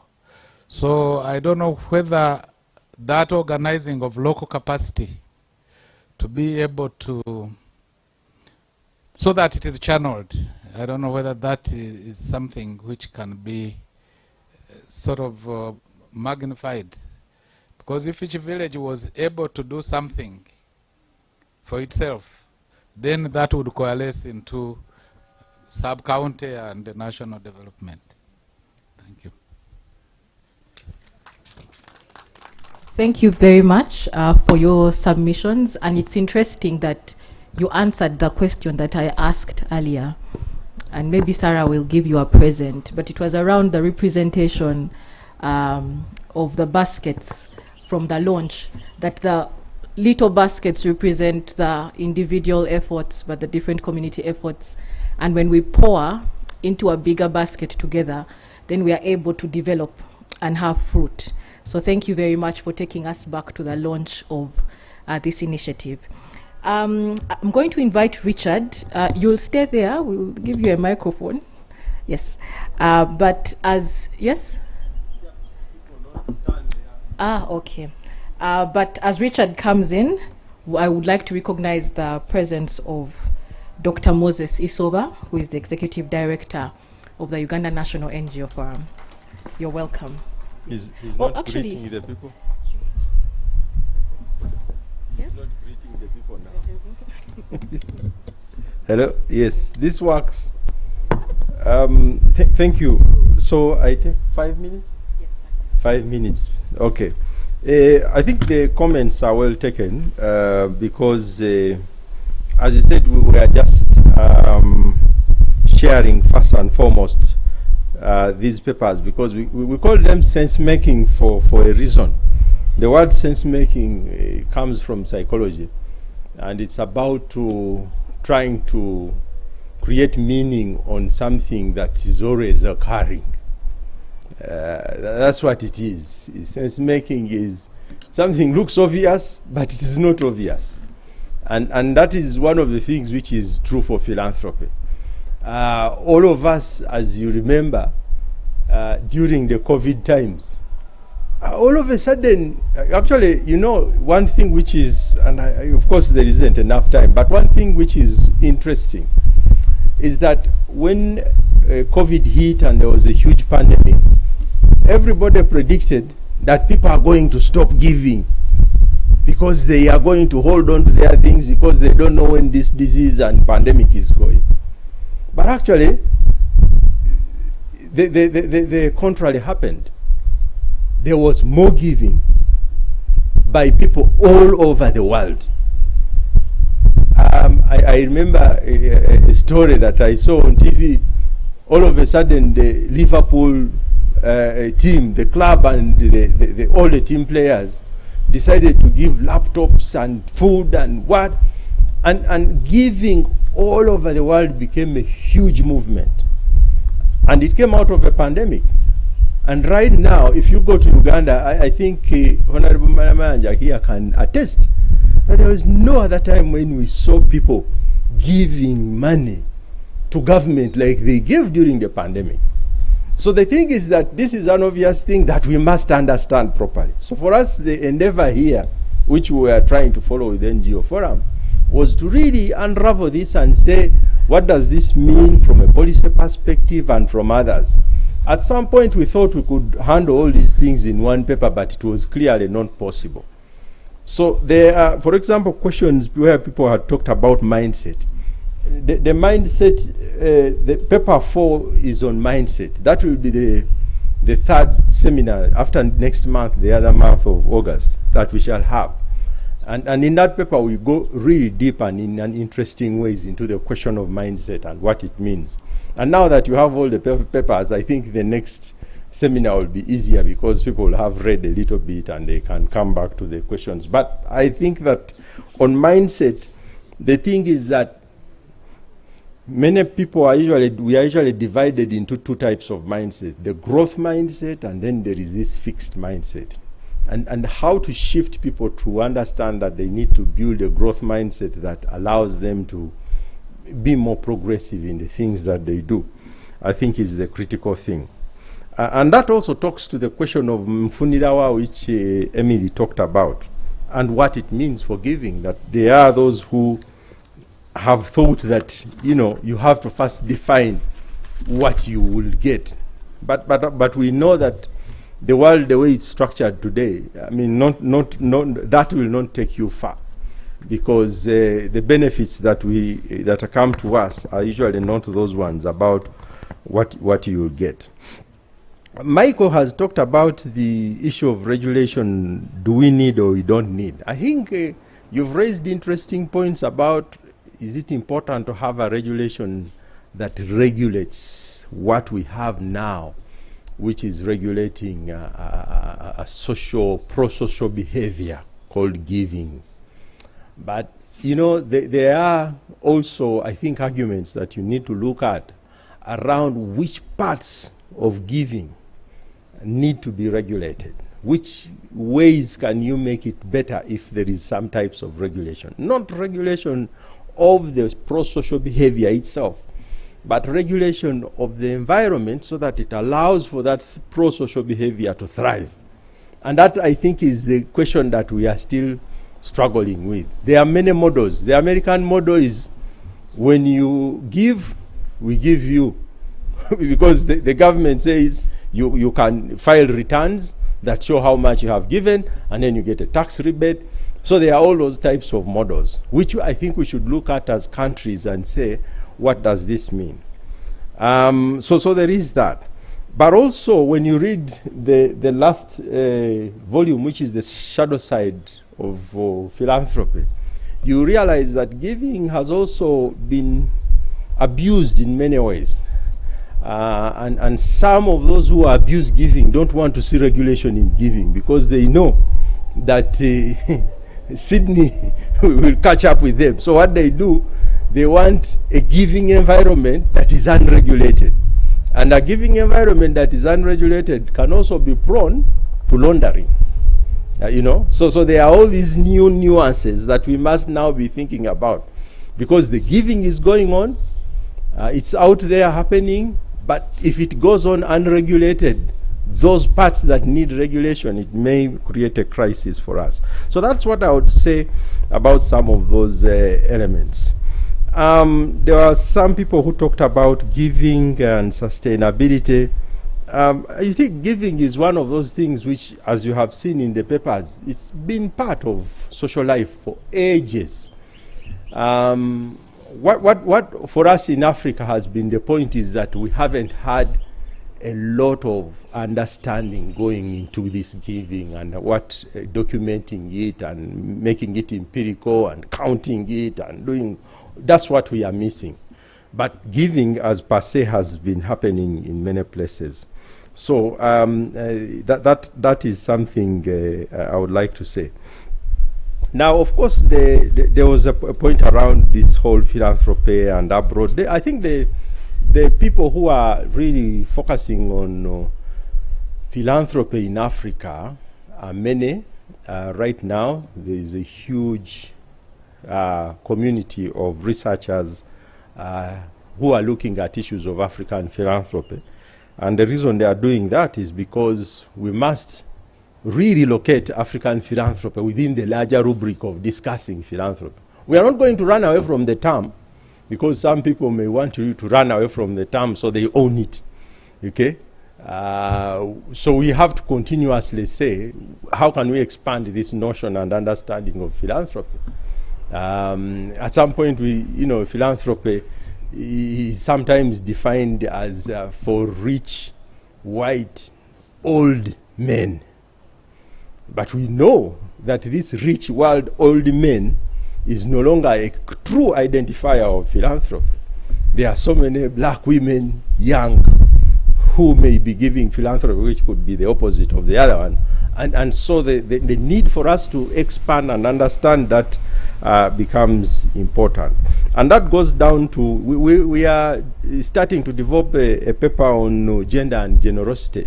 So the points that Rita has asked can come in there, because there is also a clear question of power and how gender and philanthropy interface. And so we shall be writing separately, so we don't want to go into it now. The others, I think, are important points. The issue of giving in church and coercive giving and all that. I think you are right, Marion. It's a critical point, but we must study it. Because for us as researchers, we can't say, oh, it's a problem. No, we need to understand it. What motivates it? Why does it? How does it present itself? And all that, because it's critical that we understand that type of giving and what it means. The community philanthropy is another. Civil South Africa is supposed to have done a paper on community philanthropy. I haven't looked at it, but the last time we talked, they were doing something on community philanthropy. We did some piece of work with them on private sector giving to civil society, but the paper is not yet out because we had conceptual difficulties of agreeing how the paper should be framed.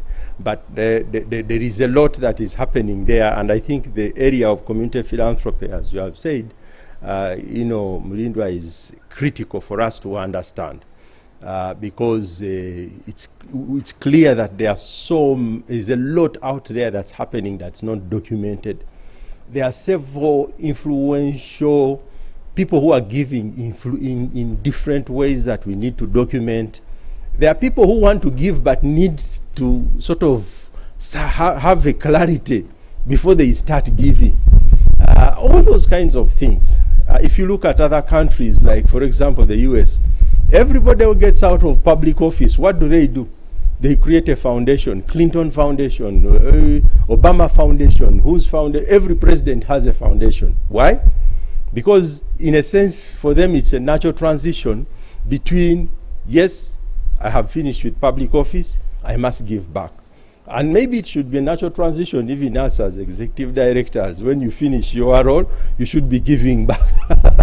And also for politicians like Honorable, who has already started, even when she's still a politician. But these are the things that we still need to think about. But I think I like the discussion and the way it is. I haven't touched on some of the questions that we are touching on other papers, because I want us to meet them there and we discuss them in detail, especially the questions on philanthropy, on the shadow side and on mindset. I think we can discuss them in their own right, because they are important questions. I thank you very much, Sabina.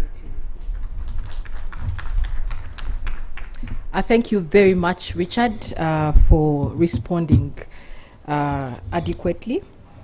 And I had promised the online audience that we would be done by 4 o'clock, so my apologies for not keeping my word.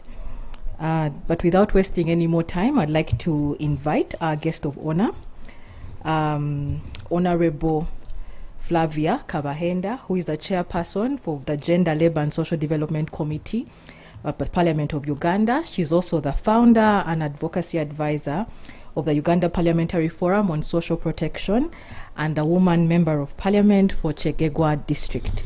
You're very much welcome.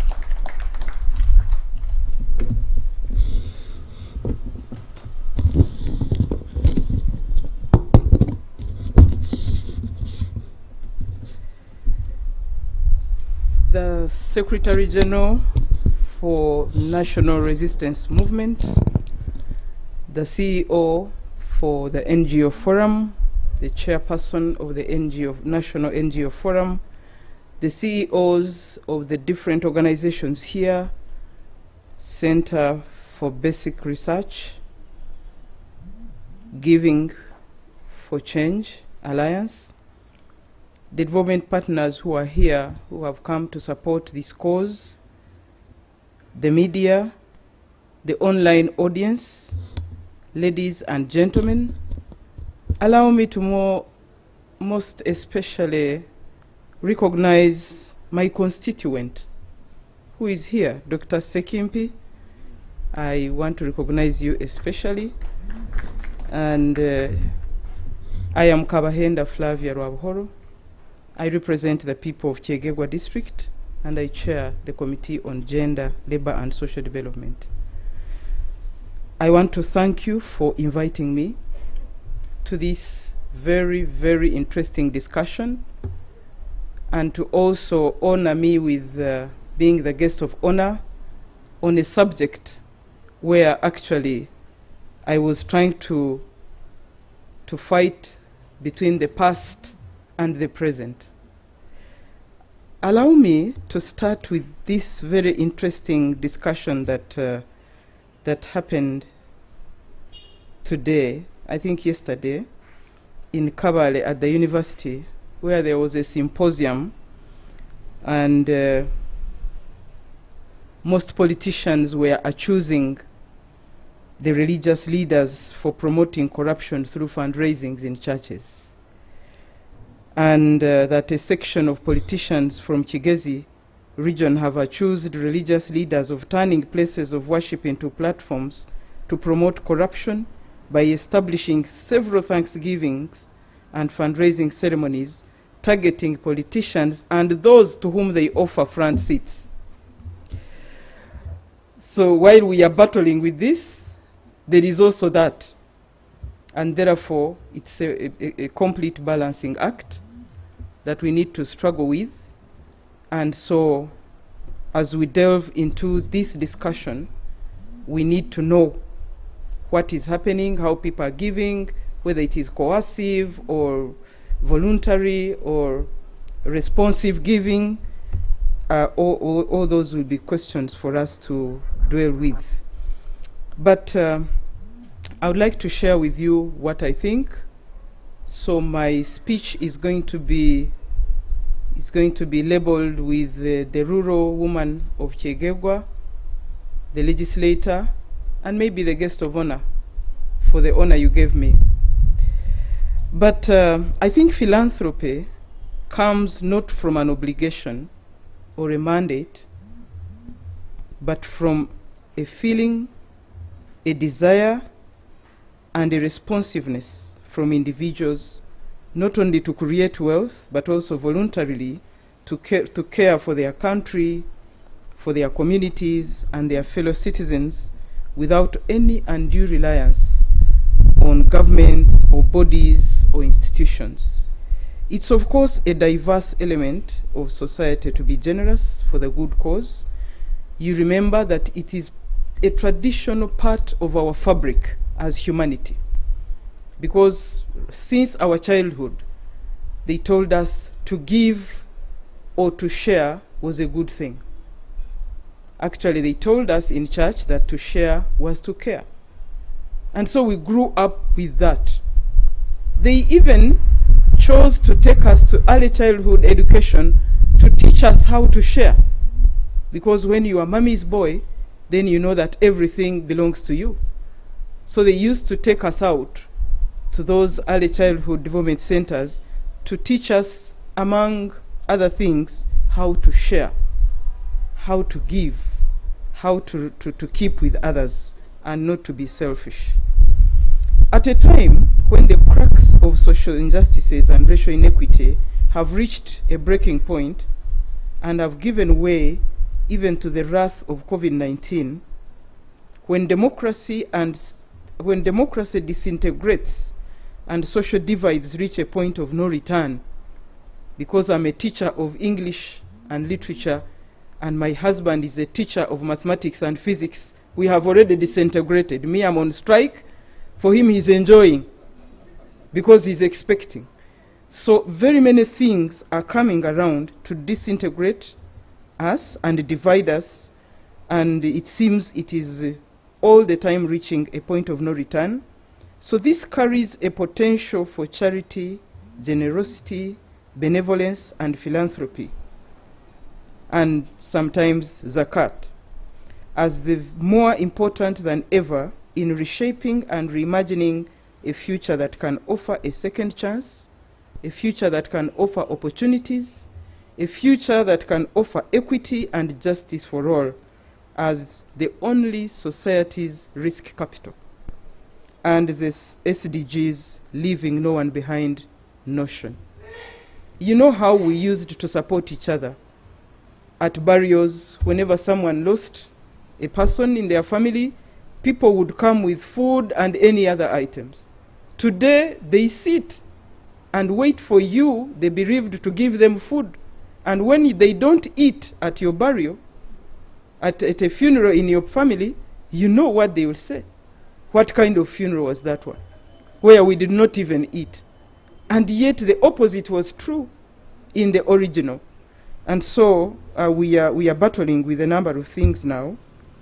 So, but this, to me, should not compromise on the much more work that is needed for us as a government to build resilient communities where all can thrive through social protection strategies and interventions. What will it take to repair the tears in our social fabric and move toward a shared acknowledgement of our humanity, to begin to bridge the wealth divide, the cultural and political divides, and other disparities that are even coming up that push us apart and compromise our cohesion? It's time for us to come together in this time of transition and uncertainties to enable the era of philanthropy to unfold. This calls for us to put together greater focus on civic education, which is the mindset change that is embedded in the parish development model as a pillar. I hope it will be used well to really get back the communities to the roots, civil discourse and collaboration within our communities and beyond the borders. And by doing this, philanthropy will certainly take the center stage in supporting these efforts. The Ugandan law provides for the establishment of a variety of non-profit making organizations, and also we host a number of them. Most of the foreign grants, of course, are NGOs, trusts, foundations, and charities. But this does not come without challenges. Much as it is in our fabric to give, we have given so many times, the challenges every day are coming up. Today they are promising us 1 million per household. And for me, as a person, I've been asking myself whether we are not, by doing all that, those philanthropic gestures, we are not compromising or distorting some of the already set social institutions. Allow me to just share what I think. This is from me. Because when you wake up in the morning and tell this man not to pay school fees, not to pay for his health and the family's health, not to buy seed, even the animal at home was given and not bought, and everything, do you expect this woman to honor this man who owns nothing and he continues to call himself the head? Don't you think even the gender-based violence could be coming from these distortions of making this person get only free things, and then he continues to say, I am the head of this home, and yet the woman and the children know that actually he's not heading anything, and that everything almost that he has in the home is given, including paying tax and in everything. So maybe some of these distortions we are beginning to register are because of this philanthropy that seems not to be guided by facts, by data, by whether our people are poor or it is about a mindset. Because me, I grew up when my father was not given anything. He paid his tax. He bought the seed whenever the season would come. He took us to school, not very bad schools. At least I studied from the school in the country, Nyakasura. And he took us to health centers whenever we would not be well. And he still said, and he was just a mere teacher. Today, what exactly are we trying to sort by being that philanthropic? And now when you promise our families 1 million, I don't know how many women are going to be beaten, and I don't know how many men are going to be beaten anyway. Because in the Southwest, we have started registering women who are beating men thoroughly. So now, what exactly are we going to have at the end of this? But that is from me. That is from me. They are just questions I ask myself. And so the challenges of philanthropy that I am trying to cite from what I've observed is that the large-scale philanthropy can undermine the people's will in favor of the donor's own values. Because these people are coming with their money, so they determine how we should use their money, to what we should put the money. Even when we want to build institutions and capacity, they say, no, there is nothing like even building a home for an institution, you should keep renting. For them, they send money. And yet you're trying to build an institution that is going to be self-sustaining. And that's why I want to concur with Nalunga. Can we talk about this philanthropy that is sustainable?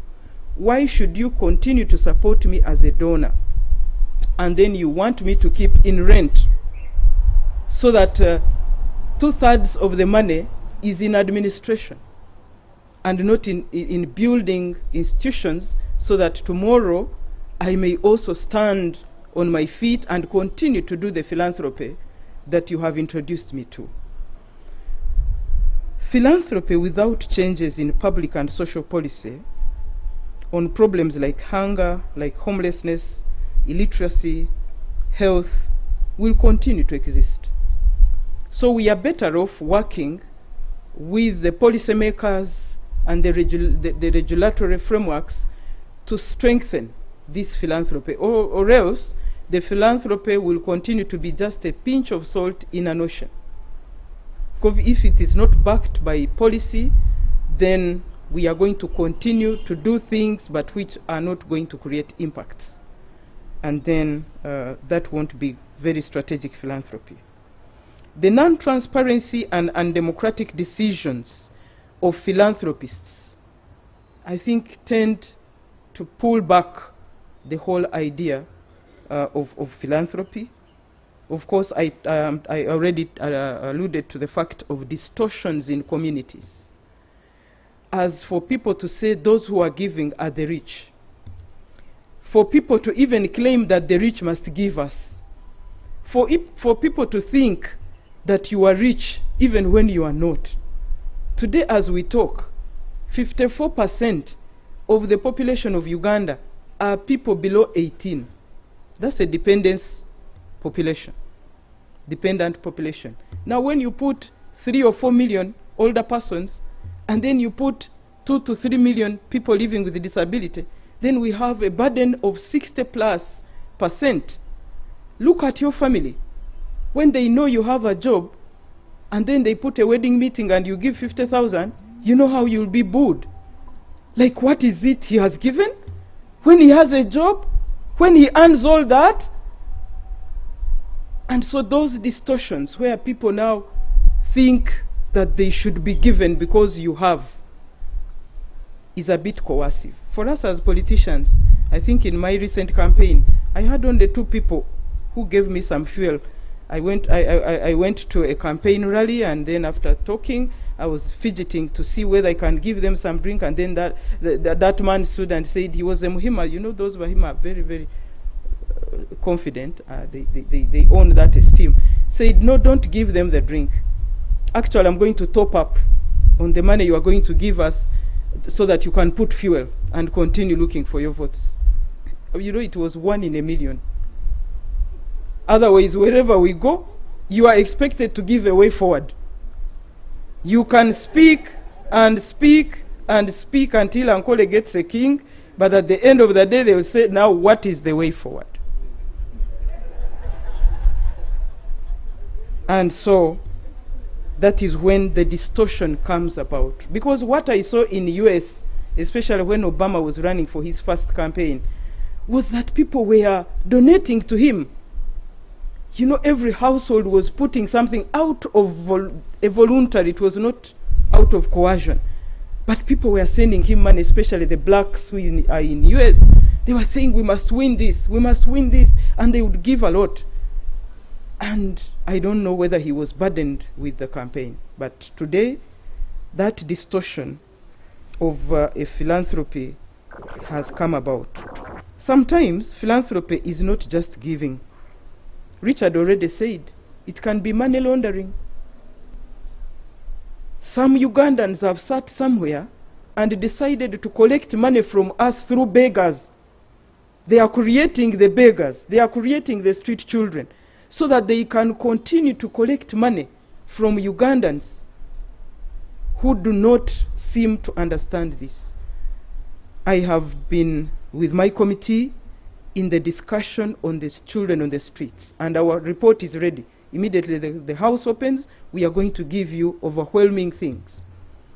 The children on the street are telling us that whoever is on the street is expected to remit 20,000 per night for you to even be allowed to sleep.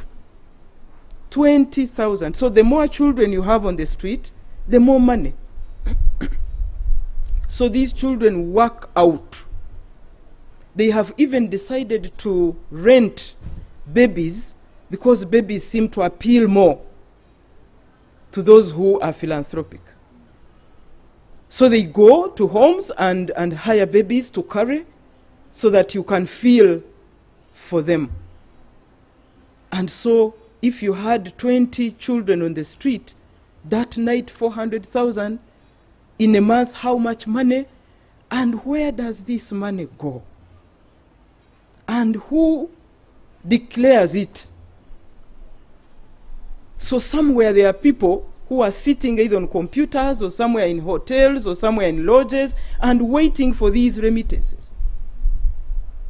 And so if you didn't do 20,000 during the day, if you are a girl, you are supposed to go to the street for sex working.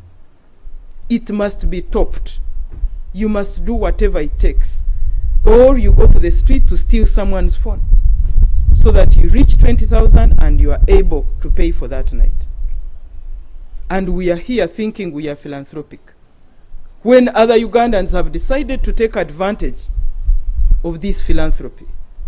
And so every time we are battling with these people.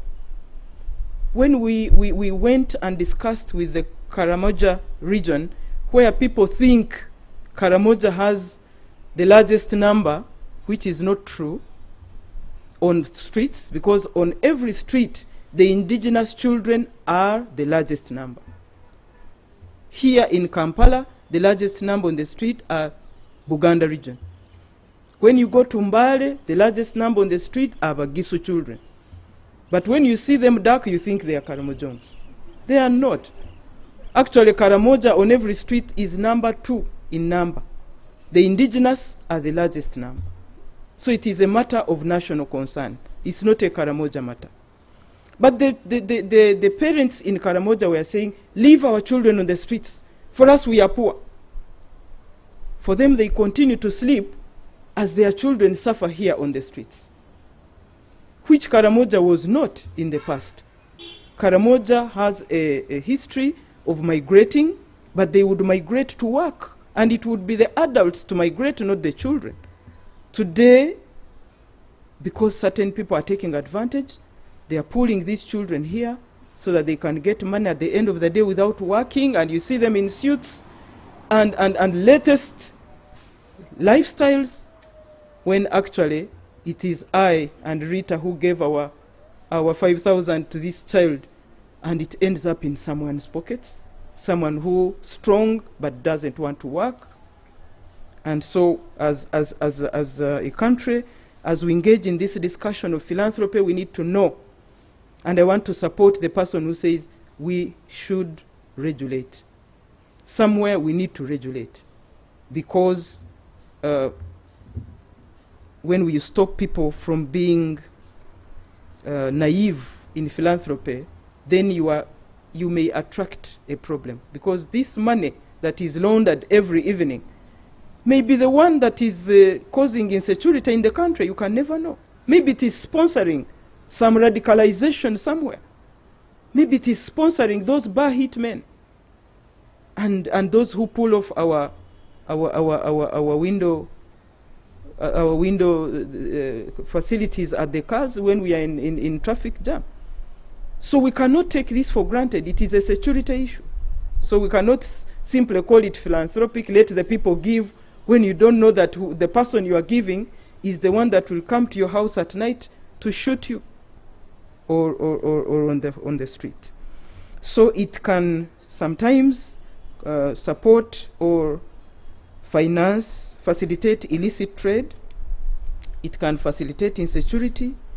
It can facilitate immorality. The people who are engaged in irregular sex are paying, they are giving, they are very generous because they want to attract recruits into irregular sex.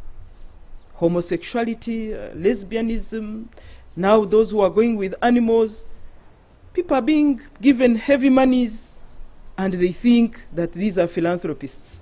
And yet they are trying to introduce illicit things and irregular lifestyles. It may facilitate immorality, it may facilitate giving with strings, it may facilitate people cleaning their money. Government has a problem of people who have started surfacing with pre-financing. We know you have a number of roads. Me, I want to pre-finance, but that is a loan. When you pre-finance, is it because you have a lot of money or you have more money than government? So they are now soliciting to pre-finance some of the infrastructure, telling you that the money I have now, I don't need it now. You can be using it on roads and give it. That is, they are cleaning money which they got from illicit activities. So they want it now to come well. And so we need to take care that these are not philanthropists. This could lead us into, of course, acquiring a lot of loans that we may not support, but at the same time, it may lead us into a situation we may not be able to manage. It could facilitate abuse. Richard already alluded to this. Abuse from both sides. The philanthropist can abuse, and even those that are being given can abuse the person giving or the institutions giving. It may just give without addressing, it may be just giving without addressing the root causes. You may see the people poor, and you think they are poor. I want to tell you, Honorable Namayanja will really support me here. For the money we have really put as a government, as people, as philanthropists in Karamoja, you would ask yourself, when we were there, they told us, for us, Karamoja, we don't even want your mindset change. We don't want. Just give us food. Just give us things. The 3 schools where World Food Program is giving lunch, every 1 p.m., all the parents come to eat with their children because they don't want to dig. They don't want to have food. In the morning, they are all sleeping under the tree shades, the men. And their children are, some of them in the cattle. Their girls are here on the streets. And then when it is lunchtime, they are at school to eat, when their children are not even in the same school. And so somewhere, we continue to tell them you need a mindset change, and they told us we don't need a mindset change. For us, what we want, we know what we want. We want you to give, continue to give. So for me, that became an abuse, somehow, on the people who give. And of course, we have seen philanthropists even competing for the market. Competitions, it is me who wants to do this until we are duplicating, until we have no synergies, until we are doing the same thing. You don't know how many organizations are in some of the districts for just a simple one thing that they hear in this district. And then they are competing for these markets. And so that may cease to be philanthropy, and it may compromise the contributing to society with the scarce resources. But how can we make philanthropy work effectively? Many of us from childhood, like I told you, were told to share as a good thing, and many people made a lot of donations. Most of the public schools we had, traditional public schools, the land on which they are sitting were donated.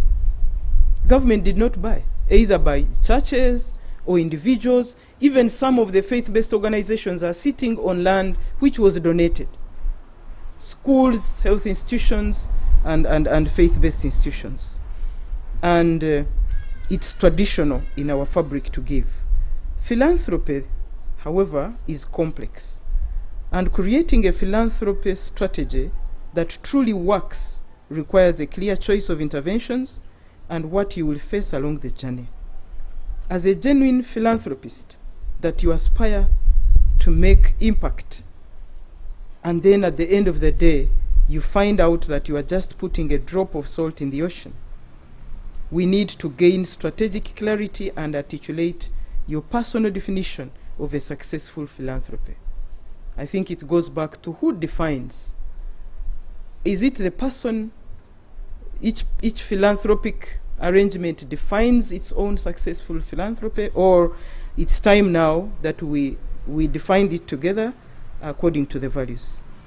Uncover the complex and unique issues that are likely to affect your philanthropic endeavors. Develop a feedback procedure, and this requires you a participatory approach. What should we do more? What should we do less of or stop doing? Develop strategic partnerships. So continuing to get better means being an adaptive philanthropist, one who embraces flexible and responsive approach to giving. Philanthropy could play a leading role in changing the culture of social sector management.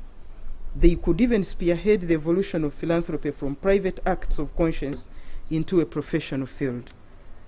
Until philanthropists accept their accountability to society and meet their obligation to create value, they exist in a world where they would actually not fail, but unfortunately they have failed to truly succeed. So we as legislators, whenever we are invited to these spaces, we come for a legislative agenda. What exactly do you want us to do as legislators? And so, because the parliament was opened up to people, it's a people-centered parliament, independent, please make use of it, and that we don't keep our research here. Let us make use of this research so that we can do appropriate legislation, appropriate policy frameworks. And we can do this through motions. You can raise a motion, you can raise a petition, you can ask to interact with a committee, a relevant committee. You can write a matter of national concern that we can raise on the floor. You can give us questions to either the Prime Minister or the line ministers and all that, so that even we who have an advantage of the microphone and the floor, we are doing this not only out of passion, but we are doing out of researched information. We articulate from facts and evidence. And so I would like to invite you to working with us as members of Parliament with your research, because you have the right expertise to do research, but that research should find itself on the policy table. And it can only find itself there when you work with Parliament to ensure that we get back to the drawing board and start harnessing these philanthropic tendencies that we are into. I'm sure that even the 8th position was given to us wrongly. We are supposed to have been the first. There is a lot of philanthropy going on here that is unsaid. We have very many unsung heroes that are doing things there. And so we need to now have the data documenting on what data are we now basing all this research, so that we can now continue to harness all this that is happening in the country. Otherwise, I thank you so much, and I pray for continued working together and I pledge on behalf of the Committee on Gender and on behalf of Parliament a cooperation so that we take this country to the level where all of us envisage. I thank you for God and my country.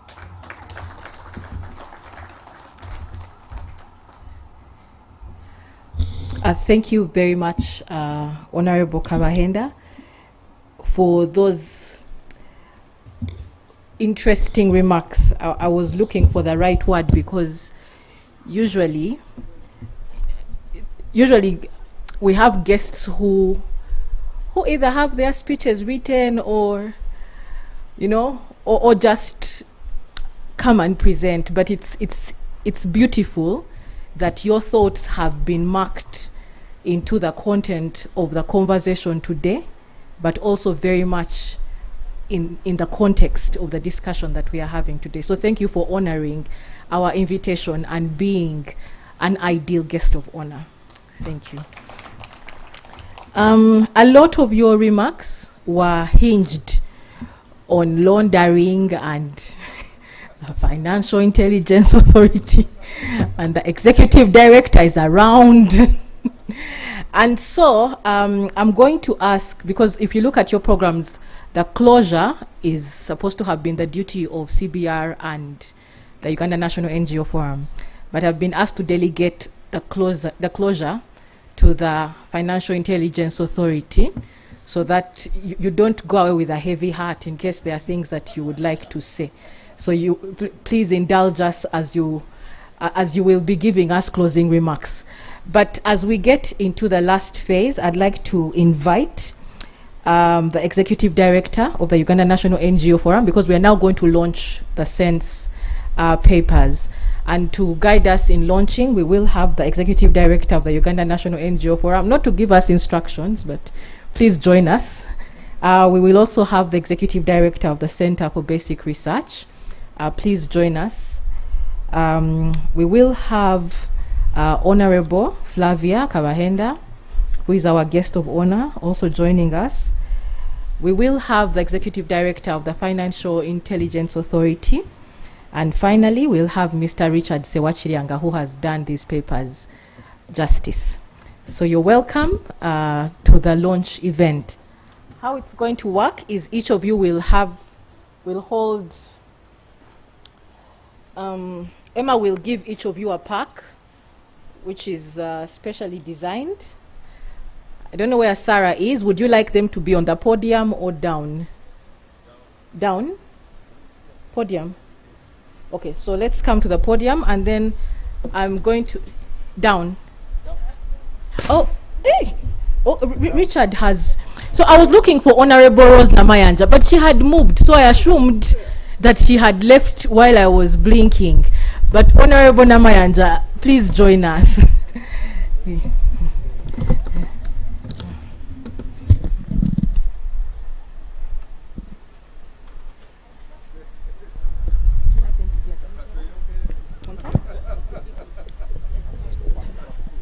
Let's see if we could do the top.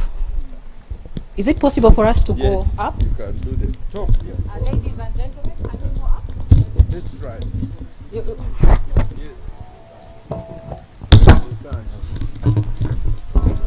And then is it possible to have the two ladies in the middle so that we have the two gentlemen on the side? Maybe we should have the executive directors on the far end. Okay, actually, let's leave it at that. Yes. Yes. Let's move a little bit this side. Camera people, I don't know why you're not helping me. Your pictures may come out in angles because of my guidance. Okay, so please, people in the audience, there's going to be fireworks. Don't get heart attacks. Real fireworks. We got license. We got clearance. So we are good to go.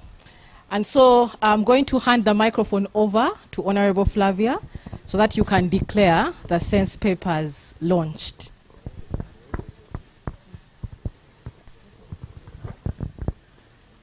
Yes, it makes sense to be philanthropic. And we are here to launch the 5 books that are sense-making to whoever does not see sense in being philanthropic. So for that matter, I would like to declare the sense-making papers usable, utilizable, and very efficiently and effectively used for us to see sense in being philanthropic. I thank you very much. Thank you. Thank you very much. Let's now spend some time for photo moments. Let us...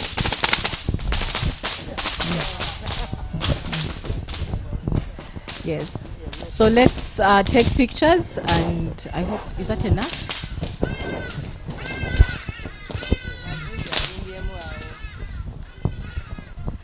Okay.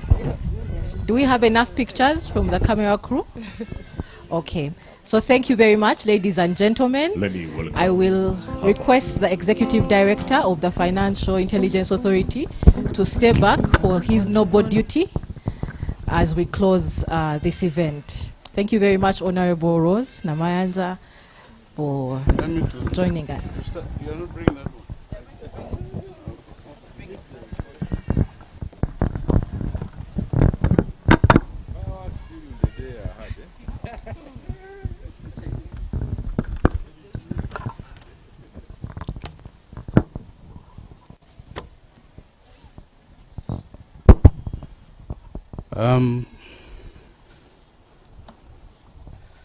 Madam Secretary General, our chief guest, colleague chief executives, and all invited guests, and our colleagues who are following online, for those who are still following us.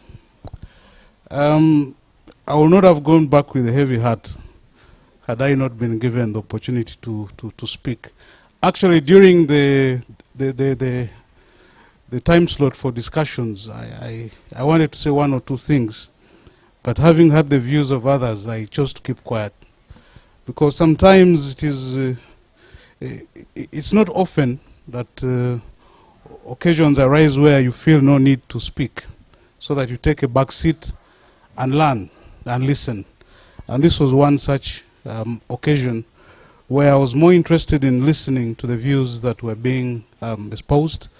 Very eloquent speeches, including from Richard, whom I always love listening to, even when he's giving ideas that I don't necessarily agree with.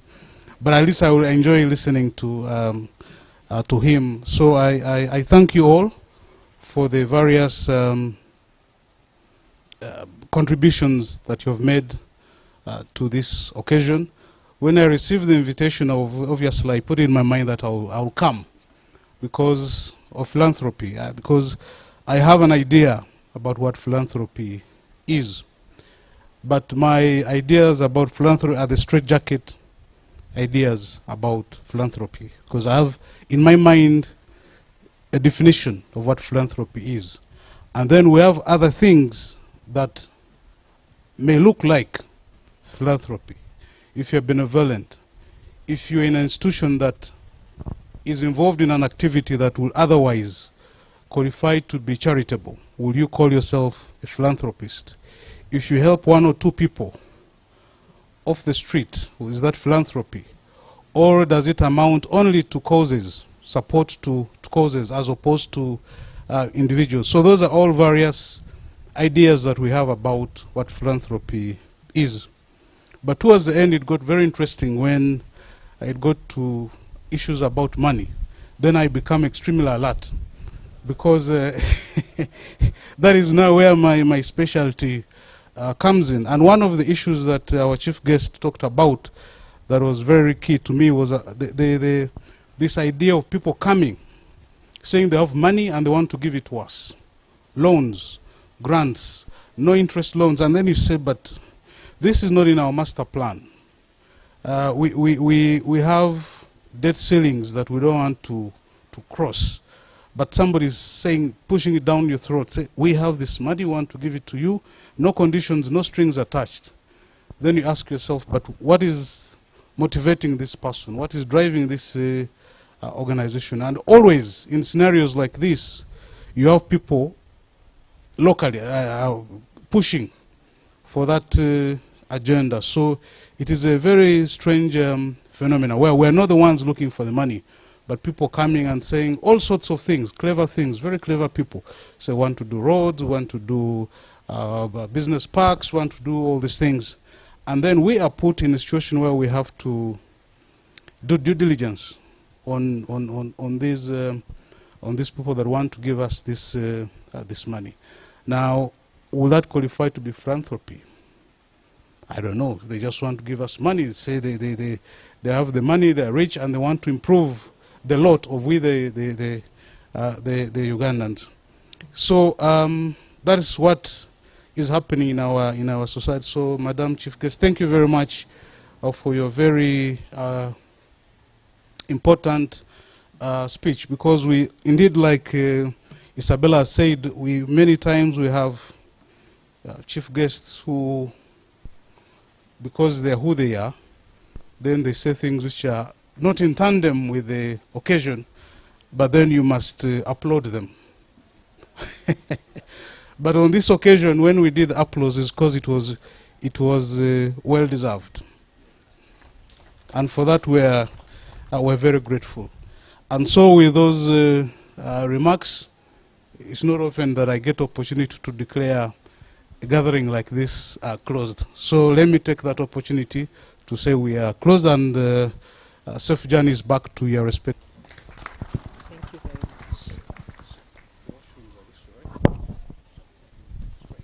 Thank you very much. And on behalf of the Uganda National NGO Forum and the Center for Basic Research, thank you for coming. To our online audience, thank you for staying with us through the event, and have a safe journey back home.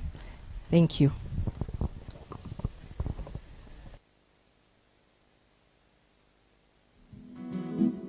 La la la.